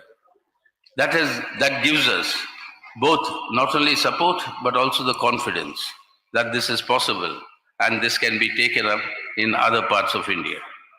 So while appealing to all of you to continue with not only with your support but to further strengthen the support so that we can create a new social order, a new life for our children, for our future, at the same time to come forward, to carry this struggle forward in the rest of India so that we can create a better India. We can first save India today and create a better India tomorrow, whereby the respect for equality, irrespective of caste, class or gender, irrespective of caste, creed or gender, that can be established as a universal truth, while working for the improvement in the lives of our people, eventually to move towards an exploitation-free society. That is the direction that the CPIM has chosen to move forward on, and I would call upon the people of Kerala and through you, the people of India, to extend their full support so that together we can save India and change India for the better in the days to come. Thank you very much. My red salutes to all of you. Keralam ചെങ്കൊടിയെ അതിരുകളില്ലാതെ സ്നേഹിക്കുന്നു. കേരളം ചെങ്കൊടിയെ ചേർത്ത് പിടിക്കുന്നു. കേരളത്തിന്റെ ഈ ചെങ്കൊടിയോടും ഈ പ്രസ്ഥാനത്തോടുമുള്ള സ്നേഹം എന്നുള്ളത് പിന്തുണ മാത്രമല്ല, ഇന്ത്യയിൽ മാറ്റം സാധ്യമാകുമെന്ന ആത്മവിശ്വാസം കമ്മ്യൂണിസ്റ്റ് പ്രസ്ഥാനത്തിന് പകർന്നു നൽകുന്നു. ഇന്ത്യ മാറ്റാൻ കഴിയും. ഇന്ത്യയിലെ മറ്റിടങ്ങളിലേക്കും ഈ മാറ്റം നമുക്ക് കൊണ്ടുവരാൻ കഴിയും. പുതിയ സാമൂഹ്യ ക്രമം നമ്മുടെ ഭാവിക്കും, നമ്മുടെ രാജ്യത്തിന്റെ ഭാവിക്കും, നമ്മുടെ കുട്ടികളുടെ ഭാവിക്കും വേണ്ടി സാധ്യമാകും. അതിന് കേരളം ഇന്ത്യക്ക് വഴിവെളിക്കുകയാണ്. ഇന്ത്യയെ നമുക്ക് സംരക്ഷിക്കാൻ കഴിയണം.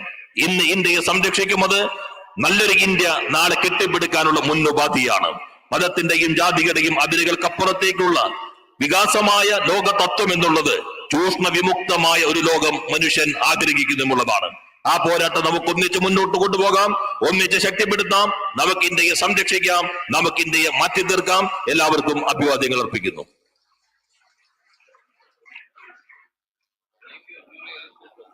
ഒരറിയിപ്പാണ്. കേളകം പഞ്ചായത്തിലെ വളയഞ്ചാലിൽ നിന്ന് ഒരുമിച്ച് വന്ന മടത്തേടത്ത് ചാക്കോ അവരുടെ കൂട്ടത്തിൽ നിന്ന് ഒറ്റപ്പെട്ടിട്ടുണ്ട്. ചാക്കോ ഈ പരിസരത്തെങ്ങാനും ഉണ്ടെങ്കിൽ സ്റ്റേജിന്റെ ഇടതുഭാഗത്ത് വന്നാൽ നന്നായിരുന്നു. ബന്ധുക്കള് കാത്തിരിക്കുന്നുണ്ട്.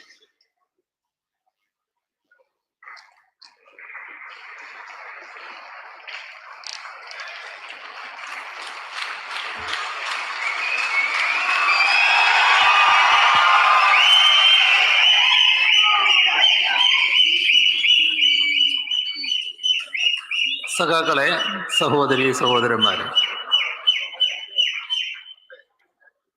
23ാം പാർട്ടി കോൺഗ്രസിന്റെ വിജയകരമായ സമാപന ഘട്ടത്തിലാണ് നാം നിൽക്കുന്നത്. ഇവിടെ പാർട്ടി ജനറൽ സെക്രട്ടറി അടക്കം സൂചിപ്പിച്ചതുപോലെ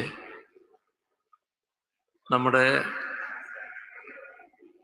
രാജ്യത്തെ സംബന്ധിച്ചിടത്തോളം അതീവ നിർണായകമായ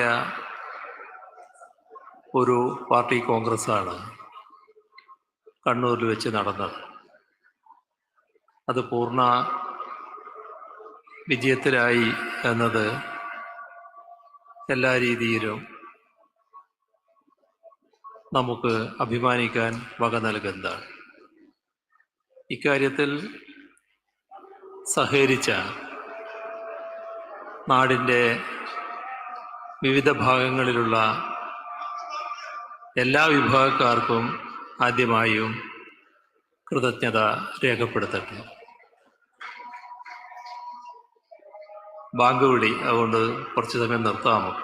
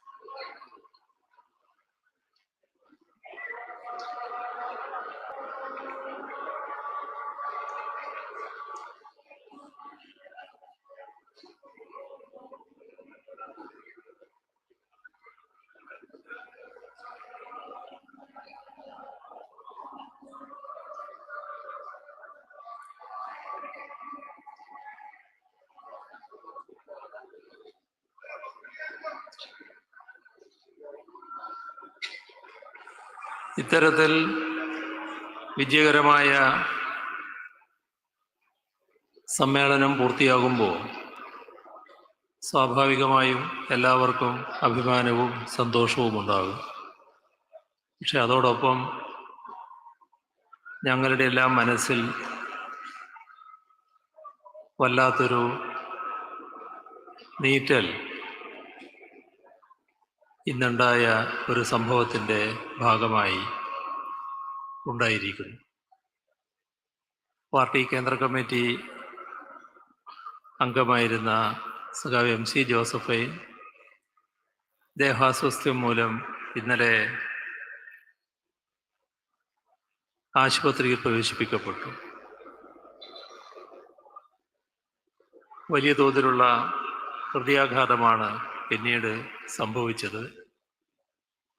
ഇന്ന് ഉച്ചയോടെ ആ വിവരമറിഞ്ഞ സമ്മേളനം അതിൻ്റെ ഭാഗമായി അവരുടെ ദുഃഖത്തിൽ അഗാധമായ ദുഃഖവും അനുശോചനവും രേഖപ്പെടുത്തുകയുണ്ടായി. അത്തരമൊരു ദുഃഖകരമായ സംഭവത്തിന് ഈ സമ്മേളനത്തിന് ഇടയിൽ ഞങ്ങൾക്ക് സാക്ഷ്യം വഹിക്കേണ്ടതായി വന്നു. ഇവിടെ നമുക്കെല്ലാം അറിയാവുന്നതുപോലെ പാർട്ടിയുടെ സമുന്നതരായ എല്ലാ നേതാക്കളും ഈ സ്റ്റേജിലിട്ട് അതിൽ 3 പേര് ഇനി സംസാരിക്കാനുമുണ്ട്. അപ്പം നമ്മൾ തമ്മിൽ ഇടക്കിടക്ക് കാണുന്നത്, ഇപ്പോൾ കോവിഡ് കാലമായതുകൊണ്ട് കാണൽ കുറഞ്ഞിട്ടുണ്ടെങ്കിലും ഇടക്ക് കാണുന്നവരായതുകൊണ്ട് ഒരു വിശദമായ പ്രസംഗത്തിലേക്ക് കടക്കാനല്ല ഞാൻ ഉദ്ദേശിക്കുന്നത്. കാരണം ഇനിയുള്ള പാർട്ടി നേതാക്കളുടെ പ്രസംഗം കേൾക്കുക എന്നത് നമ്മുടെ ഈ സമ്മേളനത്തിൽ പങ്കെടുത്ത പാർട്ടി സഖാക്കളെ സംബന്ധിച്ചിടത്തോളം വളരെ പ്രധാനപ്പെട്ട കാര്യമാണ്. അതുകൊണ്ട് തന്നെ വളരെ ചുരുക്കം ചില കാര്യങ്ങൾ മാത്രമാണ് അധ്യക്ഷൻ എന്ന നിലക്ക് പറയാൻ ഞാൻ തയ്യാറാകുന്നത്. ഇവിടെ CPIMന്റെ സമ്മേളനം തീരുമാനിച്ചതോടുകൂടി എല്ലാവരുടെയും സഹകരണവും പിന്തുണയും ലഭിക്കുകയുണ്ടായി. എന്നാൽ കമ്മ്യൂണിസ്റ്റ് വിരുദ്ധത വലിയ തോതിൽ കൊണ്ടു നടക്കുന്ന ചില ശക്തികൾ ഇപ്പോഴും നാട്ടിലുണ്ട്. അത് പഴയ നിലയിലല്ല, പക്ഷെ ആ ശക്തികൾക്ക് മാറാൻ പറ്റുന്നില്ല. അവരെ വിശ്വസിക്കുന്ന സ്ഥിതിയിൽ നിന്ന് ജനങ്ങൾ മാറിയിട്ടുണ്ട്. ജനങ്ങൾക്ക് കാര്യങ്ങൾ ശരിയായ രീതിയിൽ തിരിച്ചറിയാനും കഴിയുന്നുണ്ട്. എങ്കിലും ആകാവുന്നത്ര തെറ്റിദ്ധാരണ സൃഷ്ടിക്കാനാകുമോ? അതാണ് കമ്മ്യൂണിസ്റ്റ് വിരുദ്ധ ശക്തികളുടെ ഏറ്റവും പ്രധാന ജോലി എന്ന് വന്നിരിക്കുന്നു. ഈ കാര്യത്തിൽ സമ്മേളന നടപടികൾ ആരംഭിക്കുന്ന ഘട്ടം മുതൽക്ക് അതിൻ്റെ മുൻപ് തന്നെ ഈ തരത്തിലുള്ള ശ്രമങ്ങൾ ആരംഭിക്കുകയുണ്ടായി. ഇന്ത്യയിലെ കമ്മ്യൂണിസ്റ്റ് പ്രസ്ഥാനത്തിൻ്റെ ഏറ്റവും കരുത്തുറ്റൊരു സമ്മേളനമായിട്ടാണ് കണ്ണൂർ സമ്മേളനം മാറിയത്. അതിന് കാരണം പാർട്ടിയുടെ ദിശാബോധം എല്ലാ സഖാക്കളും ഒരേപോലെ അർപ്പണബുദ്ധിയോടെ കാര്യങ്ങൾ നിർവഹിക്കാൻ സന്നദ്ധമാകുന്ന സ്ഥിതി, ഇതിൻ്റെ എല്ലാം ഭാഗമായി വന്ന അതിവിപുലമായ ഐക്യം, ഇതാണ് ഈ സമ്മേളനത്തിൽ പ്രകടമായത്. ഒരേ സമയം മാർക്സിസ്റ്റ് വിരുദ്ധവും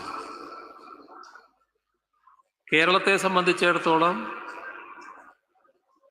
LDF വിരുദ്ധവുമായ റോൾ വഹിക്കണമെന്ന് ചിലർക്ക് വല്ലാത്ത നിർബന്ധം. അതിൻ്റെ ഭാഗമായി നേരത്തെ സ്വാഗത പ്രസംഗത്തിൽ ചൂണ്ടിക്കാണിച്ചതുപോലെ എന്തോ വ്യത്യസ്ത ചേരികളുണ്ട് എന്ന് പ്രചരിപ്പിക്കാനുള്ളൊരു ശ്രമം. അതോടൊപ്പം കേരള ലൈൻ എന്ന് പറയുന്ന എന്തോ ഒന്നുണ്ട്, ഞങ്ങൾക്കാർക്കും നിശ്ചയമില്ലാത്തൊരു കാര്യമാണത്. ഞങ്ങളെല്ലാം പാർട്ടിയുടെ അഖിലേന്ത്യാ നയം നടപ്പിലാക്കാൻ നിലകൊള്ളുന്നവരാണ്. ഞങ്ങളായിട്ട് പ്രത്യേകമായി എന്തെങ്കിലും ഒരു നയം മുന്നോട്ട് വെക്കുന്നതിനെയുമില്ല. CPIMനകത്ത് ഇല്ലാത്തൊരു കാര്യം ഉണ്ട് എന്ന് പറഞ്ഞ് വല്ലാത്തൊരു ചിത്രം ഉയർത്തിക്കൊണ്ടുവരാനുള്ള ശ്രമമാണ് നടന്നത്. പാർട്ടി സമ്മേളനം സമാപിച്ചു കഴിഞ്ഞതിന് ശേഷവും ഇതേ നില തുടരുന്നതായിട്ട് നമുക്ക് കാണാം. അതിനിയും തുടരും. അതോടൊപ്പം കേരളത്തിൽ സർക്കാർ നടപ്പാക്കുന്ന വികസന പ്രവർത്തനങ്ങൾ അതെന്തോ തെറ്റായൊരു കാര്യമാണ് എന്ന രീതിയിലുള്ള പ്രതീതി സൃഷ്ടിക്കാനാണ് ശ്രമിച്ചത്. കേരളം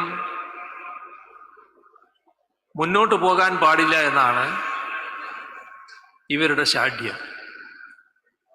അല്ലെങ്കിൽ LDFന്റെ കാലത്ത് മുന്നോട്ട് പോകാൻ പാടില്ല. ഇപ്പോ കാസർഗോഡ് മുതൽ തിരുവനന്തപുരം വരെയുള്ള റോഡ് എടുത്താൽ നമ്മൾ ഈ ഭാഗത്തൊക്കെ റോഡിൻ്റെ നാഷണൽ ഹൈവേയുടെ വീതി കൂട്ടൽ പ്രവർത്തനം നടക്കുകയാണ്. ആ പ്രവർത്തനം വളരെ നല്ല നിലയിലാണ് നടക്കുന്നത്. ഏതൊരാൾക്കും വല്ലാത്തൊരു കുളിർമ മനസ്സിൽ അനുഭവപ്പെടുന്ന സ്ഥിതിയാണുള്ളത്. കാരണം ഇതിവിടെ നടക്കില്ല എന്ന് കരുതിയാണ്, ഇപ്പൊ നടക്കുമെന്നായി. അത് പ്രാവർത്തികമാക്കുന്നതിന് വേണ്ടി LDF സർക്കാർ നടത്തിയ ശ്രമം തെറ്റായിപ്പോയോ? നേരത്തെയുള്ള സർക്കാർ അത്തരമൊരു ശ്രമം നടത്താതിരുന്നത് ശരിയായോ? നേരത്തെ അത് നടന്നിരുന്നുവെങ്കിൽ 5000 കോടിയിൽ പരം രൂപ നമുക്ക് ചെലവഴിക്കേണ്ടി വരില്ലായിരുന്നു. കാരണം നാഷണൽ ഹൈവേ വികസനം കേന്ദ്ര ഗവൺമെന്റ് നടത്തേണ്ടതാണ്. നടത്തേണ്ട സമയത്ത് നമ്മൾ നടത്താൻ തയ്യാറാകാത്തത് കൊണ്ട് 2016 അധികാരത്തിൽ വന്ന LDF സർക്കാർ അത് പ്രാവർത്തികമാക്കാനുള്ള ശ്രമം ആരംഭിച്ചപ്പോൾ ഭൂമി ഏറ്റെടുക്കാൻ കൂടുതൽ പൈസ ചെലവാകുന്നു, സംസ്ഥാന സർക്കാർ ഭൂമി ഏറ്റെടുത്ത് തരണമെന്ന് പറയുന്നിടത്ത് കേന്ദ്ര ഗവൺമെന്റ് എത്തുന്നു. അവസാനം ആ വകുപ്പ് കൈകാര്യം ചെയ്യുന്ന നിതിൻ ഗഡ്കരിയുമായി ചർച്ച ചെയ്ത് 25% സംസ്ഥാനം തന്നാൽ ബാക്കി കാര്യം ഞങ്ങൾ ചെയ്യാം എന്നവരേൽക്കുന്നു. ആ 25% 5000 കോടിയിലധികം രൂപയാണ്. ഈ പറയുന്നവർക്ക് അതൊരു പ്രശ്നമേ അല്ല. ഇപ്പോ നമ്മുടെ കേരളത്തില് ഗ്യാസ് പൈപ്പ് ലൈൻ പൂർത്തിയായി. കുറച്ച് നാൾ കഴിയുന്നതോടെ നമ്മുടെ വീടുകളില് പൈപ്പിലൂടെ ഗ്യാസ് എത്താൻ പോവുകയാണ് അടുക്കളയിൽ. മറ്റു വ്യവസായങ്ങൾക്കുള്ള കാര്യം വേറെ കിടക്കുന്നുണ്ട്. പക്ഷേ power corporation, gas authority of India ഇത് നടപ്പാക്കാനാകില്ല എന്ന് കണ്ട് വിട്ടുപോയതാണ്. അത് LDF സർക്കാർ പ്രാവർത്തികമാക്കിയത് തെറ്റായിപ്പോയോ? നേരത്തെ അത് നടപ്പാക്കാൻ ഒരു നടപടിയും സ്വീകരിക്കാത്ത UDF സർക്കാരിന്റെ നടപടി ശരിയായിരുന്നോ?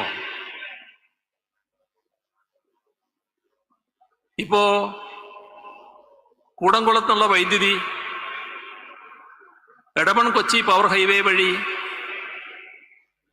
എറണാകുളത്ത് എത്തുന്നുണ്ട്. അത് ദീർഘകാലമായി മുടങ്ങിക്കിടക്കുകയായിരുന്നു. LDF സർക്കാർ അത് പൂർത്തിയാക്കുന്നു. നേരത്തെ പൂർത്തിയാക്കാതിരുന്നത് ശരിയായ നടപടിയായോ? ഇത് പൂർത്തിയാക്കിയത് തെറ്റായിപ്പോയോ? നമ്മുടെ കേരളത്തില് കാസർഗോഡ് നിന്ന് ബേക്കലില് മുതൽ തിരുവനന്തപുരത്ത് കോവളം വരെയുള്ള ഒരു ജലപാത ദശാബ്ദങ്ങളായുള്ള നമ്മുടെ ഒരു സ്വപ്നമാണ്. ഇപ്പോൾ അതിന്റെ പ്രവർത്തനം ത്വരിതഗതിയിൽ നടക്കുകയാണ്.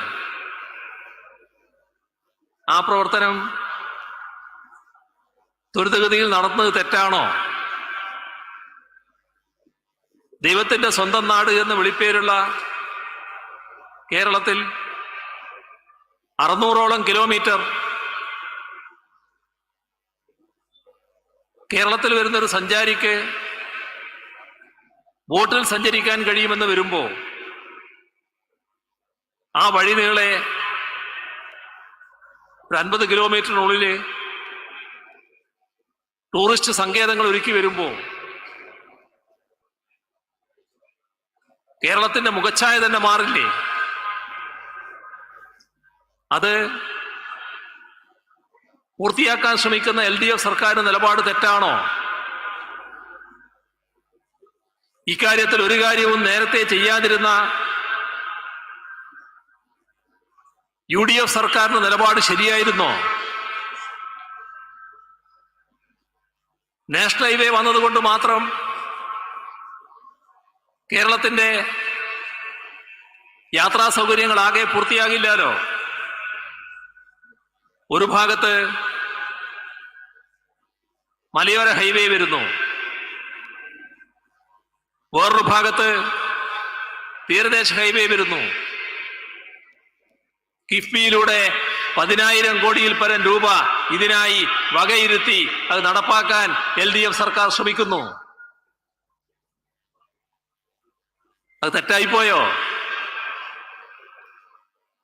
ഈ ഹൈവേകൾ വരുന്നത് നമ്മുടെ നാടിന് ആവശ്യമല്ലേ? ഈ നാടിന്റെ വിവിധ ഭാഗങ്ങളിൽ റോഡുകള്, പാലങ്ങള്, മറ്റ് പശ്ചാത്തല സൗകര്യങ്ങള് നമ്മുടെ ബജറ്റിലുള്ള ശേഷിക്ക് പുറമെ കിഫ്ബിയുടെ സാമ്പത്തിക സ്രോതസ് ഉപയോഗിച്ചുകൊണ്ട് എല്ലായിടങ്ങളിലും വലിയ തോതിൽ മാറി വരുന്നു. നാട്ടിലാകെ മാറ്റം വന്നിരിക്കുന്നു. അത് തെറ്റായിപ്പോയോ? കേരളത്തിലെ പൊതുവിദ്യാഭ്യാസ രംഗത്തിന്റെ തകർച്ച പൊതുവിദ്യാഭ്യാസ തൽപരരായ എല്ലാവരെയും വേദനിപ്പിച്ചതായിരുന്നു. ഇപ്പോ ആ രംഗത്ത് ഇപ്പോഴല്ല, 2016 LDF സർക്കാർ അധികാരത്തിൽ വന്നപ്പോ ആ രംഗത്ത് സ്വീകരിച്ച നടപടികൾ പൊതുവിദ്യാഭ്യാസ മേഖലയെ ആകെ മാറ്റിയില്ലേ? ഇന്ന് ആരെങ്കിലും പൊതുവിദ്യാഭ്യാസത്തിന്റെ തകർച്ചയെ പറ്റി വേദനിക്കുന്ന മനസ്സോടെ നടക്കേണ്ടി വരുന്നുണ്ടോ? ഞാനതിന്റെ കണക്കുകളിലേക്കൊന്നും പോകുന്നില്ല, കാരണം ഞാൻ നേരത്തെ പറഞ്ഞതുകൊണ്ട് തന്നെ. ഇത് തെറ്റായിപ്പോയോ? കുട്ടികൾക്കും രക്ഷിതാക്കൾക്കും എല്ലാം ഇപ്പോ മനസ്സമാധാനത്തോടെ പൊതുവിദ്യാഭ്യാസ രംഗത്ത് നിൽക്കാൻ കഴിയുന്നില്ലേ? നമ്മുടെ ആരോഗ്യരംഗം കോവിഡ് വന്നപ്പോ വികസിതം, ലോകത്തിലെ തന്നെ ഏറ്റവും വികസിതം എന്ന് പറയുന്ന രാഷ്ട്രത്തിലടക്കം നടന്ന കാര്യങ്ങൾ നമ്മളെല്ലാം ഞെട്ടിച്ചതാണ്. കോവിഡ് മഹാമാരിക്ക് കേരളത്തിന്റെ ആരോഗ്യശേഷിയെ മറികടക്കാൻ കഴിഞ്ഞോ? നമ്മുടെ ബെഡുകൾ, ICU ബെഡുകൾ, ഓക്സിജൻ ബെഡുകൾ, വെന്റിലേറ്ററുകൾ, ഇതിലെവിടെയെങ്കിലും കോവിഡ് എന്ന മഹാമാരിക്ക് കേരളത്തിന്റെ ആരോഗ്യശേഷിയെ മറികടന്നു പോകാനായോ? എന്തേ? നാം ആ രംഗത്ത് സ്വീകരിച്ച നടപടി കാരണം ആർദ്രം മിഷൻ, ആശുപത്രികൾ സജ്ജമാക്കിയത്, ബജറ്റിലുള്ള പണത്തിന് പുറമെ കിഫ്ബിയിലൂടെ നാം കണ്ടെത്തിയ പണം ആരോഗ്യരംഗത്തെ ആകെ മാറ്റിയില്ലേ? ഇത്തരത്തിലുള്ള ഒട്ടേറെ നടപടികൾ ഈ കേരളത്തിന്റെ വികസനത്തിന് വേണ്ടിയാണല്ലോ സ്വീകരിച്ചത്. നാട് അത് പൂർണ്ണമായി തിരിച്ചറിയുന്നുണ്ടല്ലോ. 600 രൂപയായിരുന്നു നേരത്തെ ഇവിടെ ക്ഷേമ പെൻഷനായിട്ടുണ്ടായിരുന്നത്. ഇന്നത് 1600 രൂപയാണ്. നമ്മുടെ സംസ്ഥാനത്തെ പാവപ്പെട്ടവരോടുള്ള LDF സർക്കാരിന്റെ സമീപനമാണത്. ഇവിടെ ക്ഷേമപ്രവർത്തനങ്ങള് കൃത്യതയോടെ നടന്നല്ലോ. അത് തെറ്റായിപ്പോയോ? നമ്മുടെ നാട്ടിലെ വികസനം പാടില്ല പോലും. ഈ പറയുന്ന കേരളിന്റെ കാര്യത്തിൽ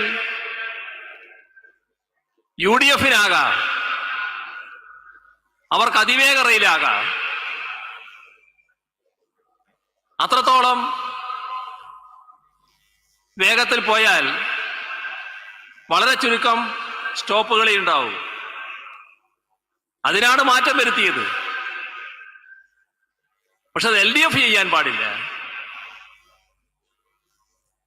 ഇതിന് കേന്ദ്ര അനുമതിയാണ് ലഭിക്കേണ്ടത്.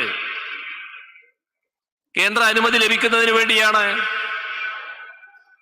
പ്രധാനമന്ത്രി അടക്കം കണ്ടത്. അനുമതി ലഭിക്കുമെന്നാണ് പ്രതീക്ഷിക്കുന്നത്. പ്രധാനമന്ത്രിയുമായി ഞങ്ങൾ സംസാരിക്കുമ്പോൾ എയിംസിന്റെ കാര്യം അദ്ദേഹത്തോട് പറയേണ്ടായി. അദ്ദേഹം പറഞ്ഞു, എയിംസ് ചില സംസ്ഥാനത്ത് കൊടുത്തിട്ട് അവർ പൂർത്തിയാക്കിയില്ല. ഞങ്ങൾ പറഞ്ഞ് കേരളത്തിൽ തന്നു നോക്ക്, ഞങ്ങളത് നടപ്പാക്കാം. അപ്പൊ അദ്ദേഹം പറഞ്ഞു, എനിക്കതറിയാം, നിങ്ങളത് വേഗം നടപ്പാക്കുമെന്ന് എനിക്കറിയാം എന്ന് അദ്ദേഹം അപ്പോ പറയാണ്. ഇവിടെ LDF-ന്റെ കാലത്തൊന്നും നടക്കാൻ പാടില്ല എന്നതാണ് ഇതിനെ എതിർക്കുന്നവർ പറയുന്ന ന്യായം. അതിന് നാം കാണേണ്ട ഒരു കാര്യമുണ്ട്. രാഷ്ട്രീയമായി ഞങ്ങൾ എതിർക്കുന്നവര് രാഷ്ട്രീയത്തിന്റെ ഭാഗമായി ഞങ്ങൾ എതിർക്കട്ടെ. പക്ഷെ ഒരു പദ്ധതി എന്ന് പറയുമ്പോ ആ പദ്ധതി നാടിന്റെ വികസനത്തിനാണ്. നാടിന് വികസനം വേണ്ടേ? ഇന്നുള്ളവർക്കല്ലോ അത്, നാളത്തെ തലമുറക്കല്ലേ, നാടിന്റെ ഭാവിക്ക് വേണ്ടിയല്ലേ. അത് തടയാൻ നിൽക്കാമോ? അന്ധമായ രാഷ്ട്രീയ വിരോധം കൊണ്ട് അത്തരമൊരു നിലപാട് സ്വീകരിച്ചു എന്ന് വെക്കുക. ഞങ്ങൾ നിഷ്പക്ഷമാണെന്ന് പറഞ്ഞുകൊണ്ട് എഴുതിക്കൊണ്ടിരിക്കുന്ന ചിലരുണ്ടല്ലോ. വൈകുന്നേരം വലിയ തോതിലുള്ള ചർച്ചകൾ നടത്തിക്കൊണ്ടിരിക്കുന്ന ചിലരുണ്ടല്ലോ. എന്തേ അവരുടെ നിലപാട്? ഇവർക്കൊക്കെ നാടിനോടാണോ താല്പര്യം? നാടിനോടാണ് താല്പര്യമെങ്കിൽ നാടിന്റെ വികസനവുമായി ബന്ധപ്പെട്ട കാര്യങ്ങളിൽ അതിനെ പിന്താങ്ങണം. അതിനെ എതിർക്കുന്നവരെ തുറന്നു കാണിക്കാൻ തയ്യാറാകണം. സർക്കാരിന്റെ ഭാഗത്ത് എന്തെങ്കിലും വീഴ്ചകൾ സംഭവിക്കുന്നുണ്ടോ? അത് കൃത്യമായി ചൂണ്ടിക്കാണിക്കാം. പരിശോധിക്കാനും തിരുത്താനും ഞങ്ങൾ തയ്യാറാകും.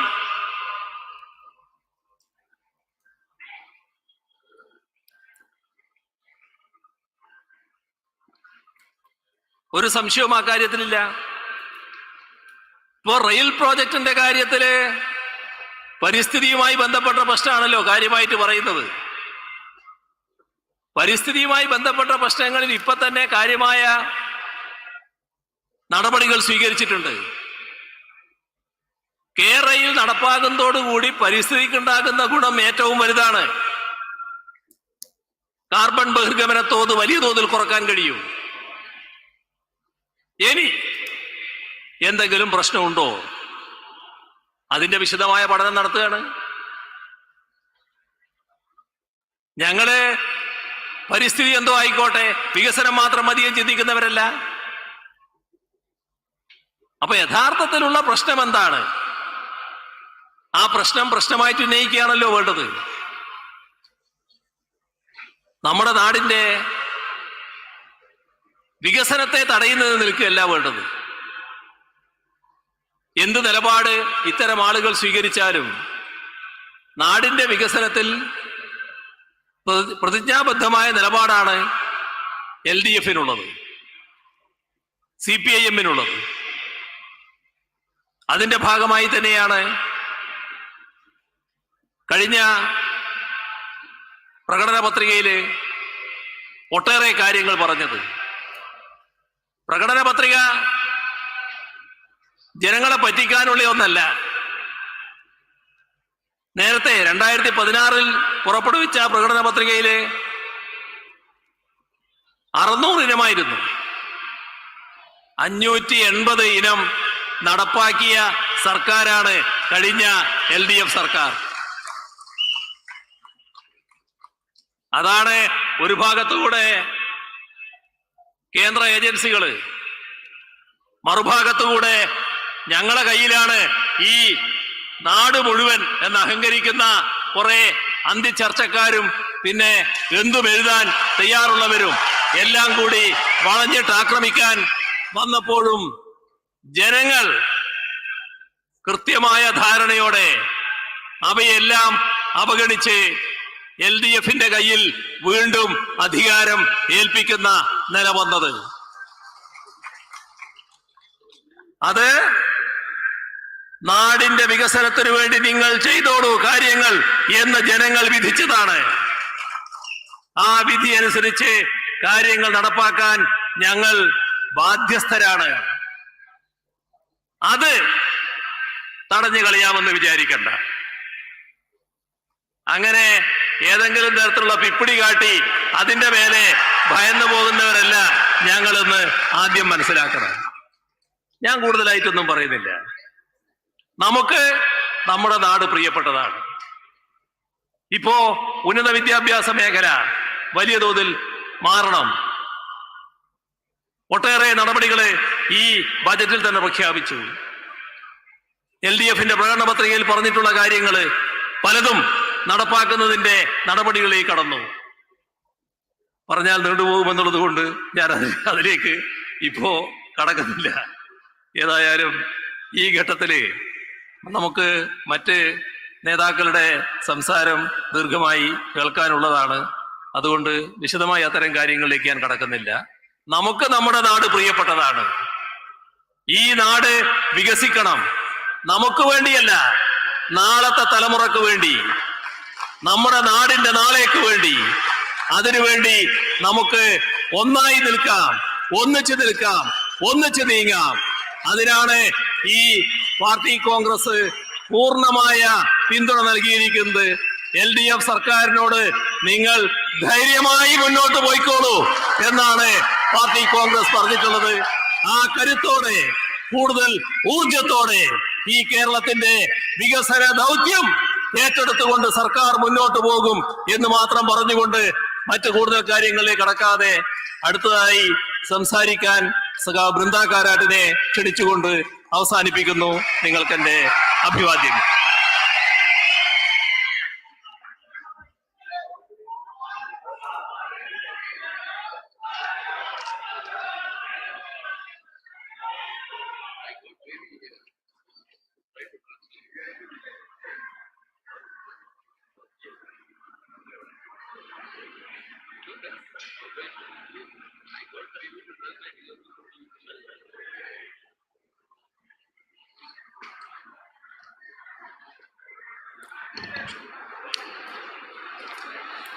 Dear Comrade Pinarayi Vijayan, President of this huge and historic meeting,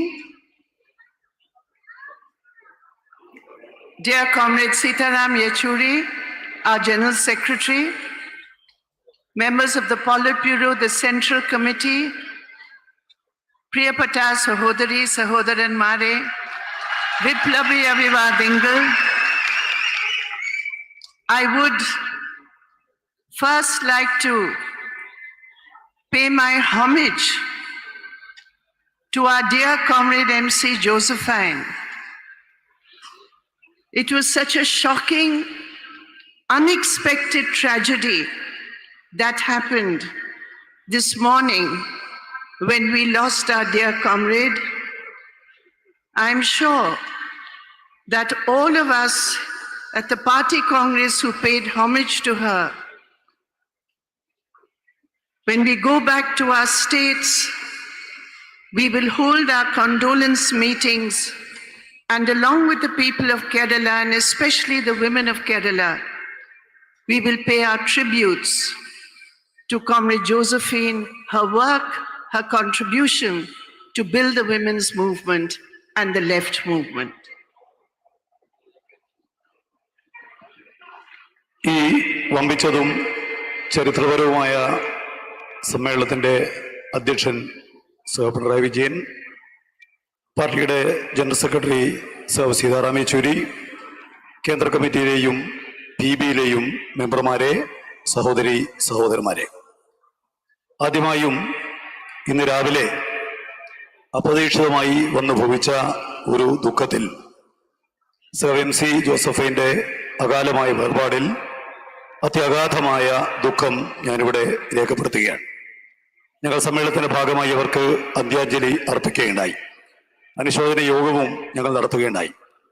കേരളത്തിലെ തൊഴിലാളി വർഗ പ്രസ്ഥാനത്തിനും രാജ്യത്തിലെ കമ്മ്യൂണിസ്റ്റ് പ്രസ്ഥാനത്തിനും അവർ നൽകിയിട്ടുള്ള സംഭാവനക്കും സ്ത്രീകളുടെ മേഖലയിൽ അവർ നിർവഹിച്ചിട്ടുള്ള പ്രവർത്തനങ്ങൾക്കുമെല്ലാം വലിയ നിലയിൽ അവരുടെ സംഭാവനയെ അനുസ്മരിച്ചുകൊണ്ടുള്ള പരിപാടികൾ തീർച്ചയായും വരും ദിവസങ്ങളിൽ ഞങ്ങൾ നടത്തുന്നതാണ്.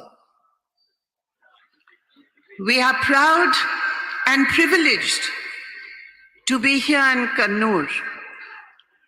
Raktasakshi Kalude, Raktam Konda Chuvanna, Kannurle Janangalka Lal Salam Red Salute. No translation is needed. They can understand it. Sometimes the accent is quite bad, so. It has been a historic Congress, and all the delegates, more than 750 delegates and observers, coming from all parts of India, went back with one resolve: how to strengthen the party, how to strengthen the red flag, how to build the strongest links with the people to fight this corporate capitalist communal regime, to fight against the class exploitation and loot, the workers, the peasants, the poor, the women, the student, the youth. Those fighting sections were all represented in this historic 23rd Party Congress. ഈ party Congress ഒരു ചരിത്രപരമായ party സമ്മേളനമാണ്. രാജ്യത്തിന്റെ നാനാ മേഖലയിൽ നിന്നും നിരീക്ഷകരും പ്രതിനിധികളുമായി 750-ലേറെ പ്രതിനിധികൾ ഈ കോൺഗ്രസിൽ പങ്കെടുക്കുകയുണ്ടായി. അവരൊറ്റക്കെട്ടായി ഒരേ മനസ്സോടെ ആലോചിച്ചത് എങ്ങനെയാണ് നമ്മുടെ പാർട്ടിയെ, രക്തപതാകയെ ശക്തിപ്പെടുത്താനാവുക എന്നുള്ളതാണ്. ജനങ്ങളുടെ കൂട്ടായ്മയിലൂടെ, അവരുടെ ഐക്യത്തിലൂടെ നമ്മുടെ രാജ്യത്തുള്ള ജനങ്ങളെ ആകെ ചൂഷണം ചെയ്തുകൊണ്ടിരിക്കുന്ന ഈ വ്യവസ്ഥക്കെതിരായി സമൂഹത്തിന്റെ നാനാ തുറയിലുള്ള ചെറുപ്പക്കാർ, വിദ്യാർത്ഥികൾ, മഹിളകൾ, തൊഴിലാളികൾ, അധ്വാനിക്കുന്നവർ, പാവങ്ങൾ, ഇവരുടെ എല്ലാം കൂടെ ഐക്യത കെട്ടിപ്പടുത്തുകൊണ്ട് ഇതിനെ ഫലപ്രദമായി എങ്ങനെ ചെറുക്കാം എന്ന കാര്യമാണ് ഞങ്ങൾ ഈ സമ്മേളനത്തിൽ ഗൗരവത്തോടെ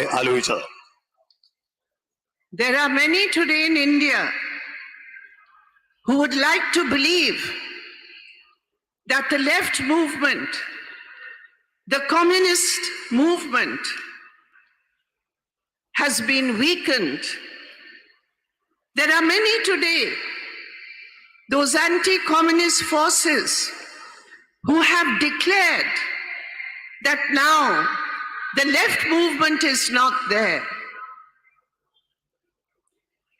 ഇന്ത്യയിൽ ധാരാളം ആളുകൾ രാജ്യത്തിലെ കമ്മ്യൂണിസ്റ്റ് പ്രസ്ഥാനം, ഇടതുപക്ഷ പ്രസ്ഥാനം ദുർബലപ്പെട്ടു എന്ന് ചിന്തിക്കുന്നവരുണ്ട്.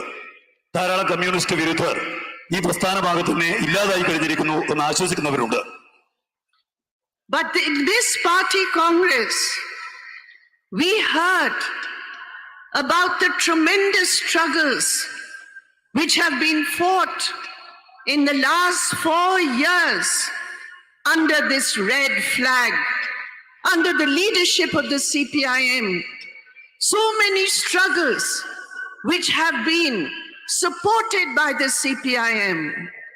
When lakhs of Kisans came out on the streets of India, the red flag supported the United Kisan movement, and it was the strength of the movement which forced the Modi government to withdraw the black farm laws. ഈ സമ്മേളനം ഈ കഴിഞ്ഞ 4 വർഷങ്ങളിൽ എങ്ങനെയാണ് ചെങ്കൊടിയുടെ ഈ പ്രസ്ഥാനം രാജ്യത്തുള്ള ജനങ്ങളുടെ വിവിധങ്ങളായ പ്രക്ഷോഭങ്ങളെ സംഘടിപ്പിക്കുകയും നയിക്കുകയും സഹായിക്കുകയും ചെയ്തത് എന്ന കാര്യമാണ് ചർച്ച ചെയ്തത്. രാജ്യത്തെമ്പാടും നടന്നിട്ടുള്ള എണ്ണമറ്റ പോരാട്ടങ്ങൾ, ഈ സമീപകാലത്ത് നടന്നിട്ടുള്ള ലക്ഷക്കണക്കിന് കൃഷിക്കാർ തെരുവിറങ്ങിക്കൊണ്ട് നടത്തിയിരിക്കുന്ന ഉജ്ജ്വലമായ കർഷക പോരാട്ടം, ആ പോരാട്ടത്തിന് മുമ്പിൽ കീഴടങ്ങാൻ ഗവൺമെന്റ് നിർബന്ധിക്കപ്പെട്ടത് ഈ പ്രസ്ഥാനത്തിന്റെ പിൻബലത്തിന്റെ ഫലമായിട്ടാണ് എന്നുള്ള കാര്യം നിങ്ങൾ കാണുകയുണ്ടായി. Today this Modi government, and under its leadership, it wants to sell India. Who are the forces today who are coming out in united struggles to save India? The working class, under the joint leadership of the trade unions, have come out strongly. They have had strikes, they have had morchas, they have had demonstrations, they have united the workers to come forward to push back the anti-worker policies of the Modi government, to save India from the maha sale of India's public assets. Modi government നമ്മുടെ രാജ്യത്തെ വിൽക്കാൻ ശ്രമിക്കുകയാണ്. ആരാണ് ഇതിനെ ചെറുക്കാൻ വേണ്ടി മുന്നോട്ടേക്ക് വരുന്നത്? രാജ്യത്തുള്ള പൊതുമുതലാകെ തന്നെ വിൽക്കാൻ വേണ്ടി മുന്നോട്ടേക്ക് വരുന്ന ഈ നയങ്ങൾക്കെതിരായി രാജ്യത്ത് അധ്വാനിക്കുന്നവരുടെ നേതൃത്വത്തിൽ, തൊഴിലാളി വർഗത്തിന്റെ നേതൃത്വത്തിൽ അതിനെ ചെറുക്കുന്നത് ഇടതുപക്ഷ പ്രസ്ഥാനമാണ്. രാജ്യത്ത് വിൽക്കാനുള്ള നിലപാടുകളെ ചെറുത്തുകൊണ്ടാണ് ഇടതുപക്ഷ പ്രസ്ഥാനം മുന്നോട്ട് പോകുന്നത്. Today in India, under this government, under its policies, my dear brothers and sisters, Adani, Ambani, the corporates, what is their earning? When the people of India were suffering, when the poor of India, lakhs of migrant workers, far away from their homes, were forced to walk back for miles and miles and miles. It was this government of the BJP RSS which was following policies which helped Adani, Ambani, Tata to earn more than 1,000 crore rupees in a single day, when 90% of India's working people cannot get an income of even 10,000 rupees a month. This is capitalism. This is the brutal face of capitalism.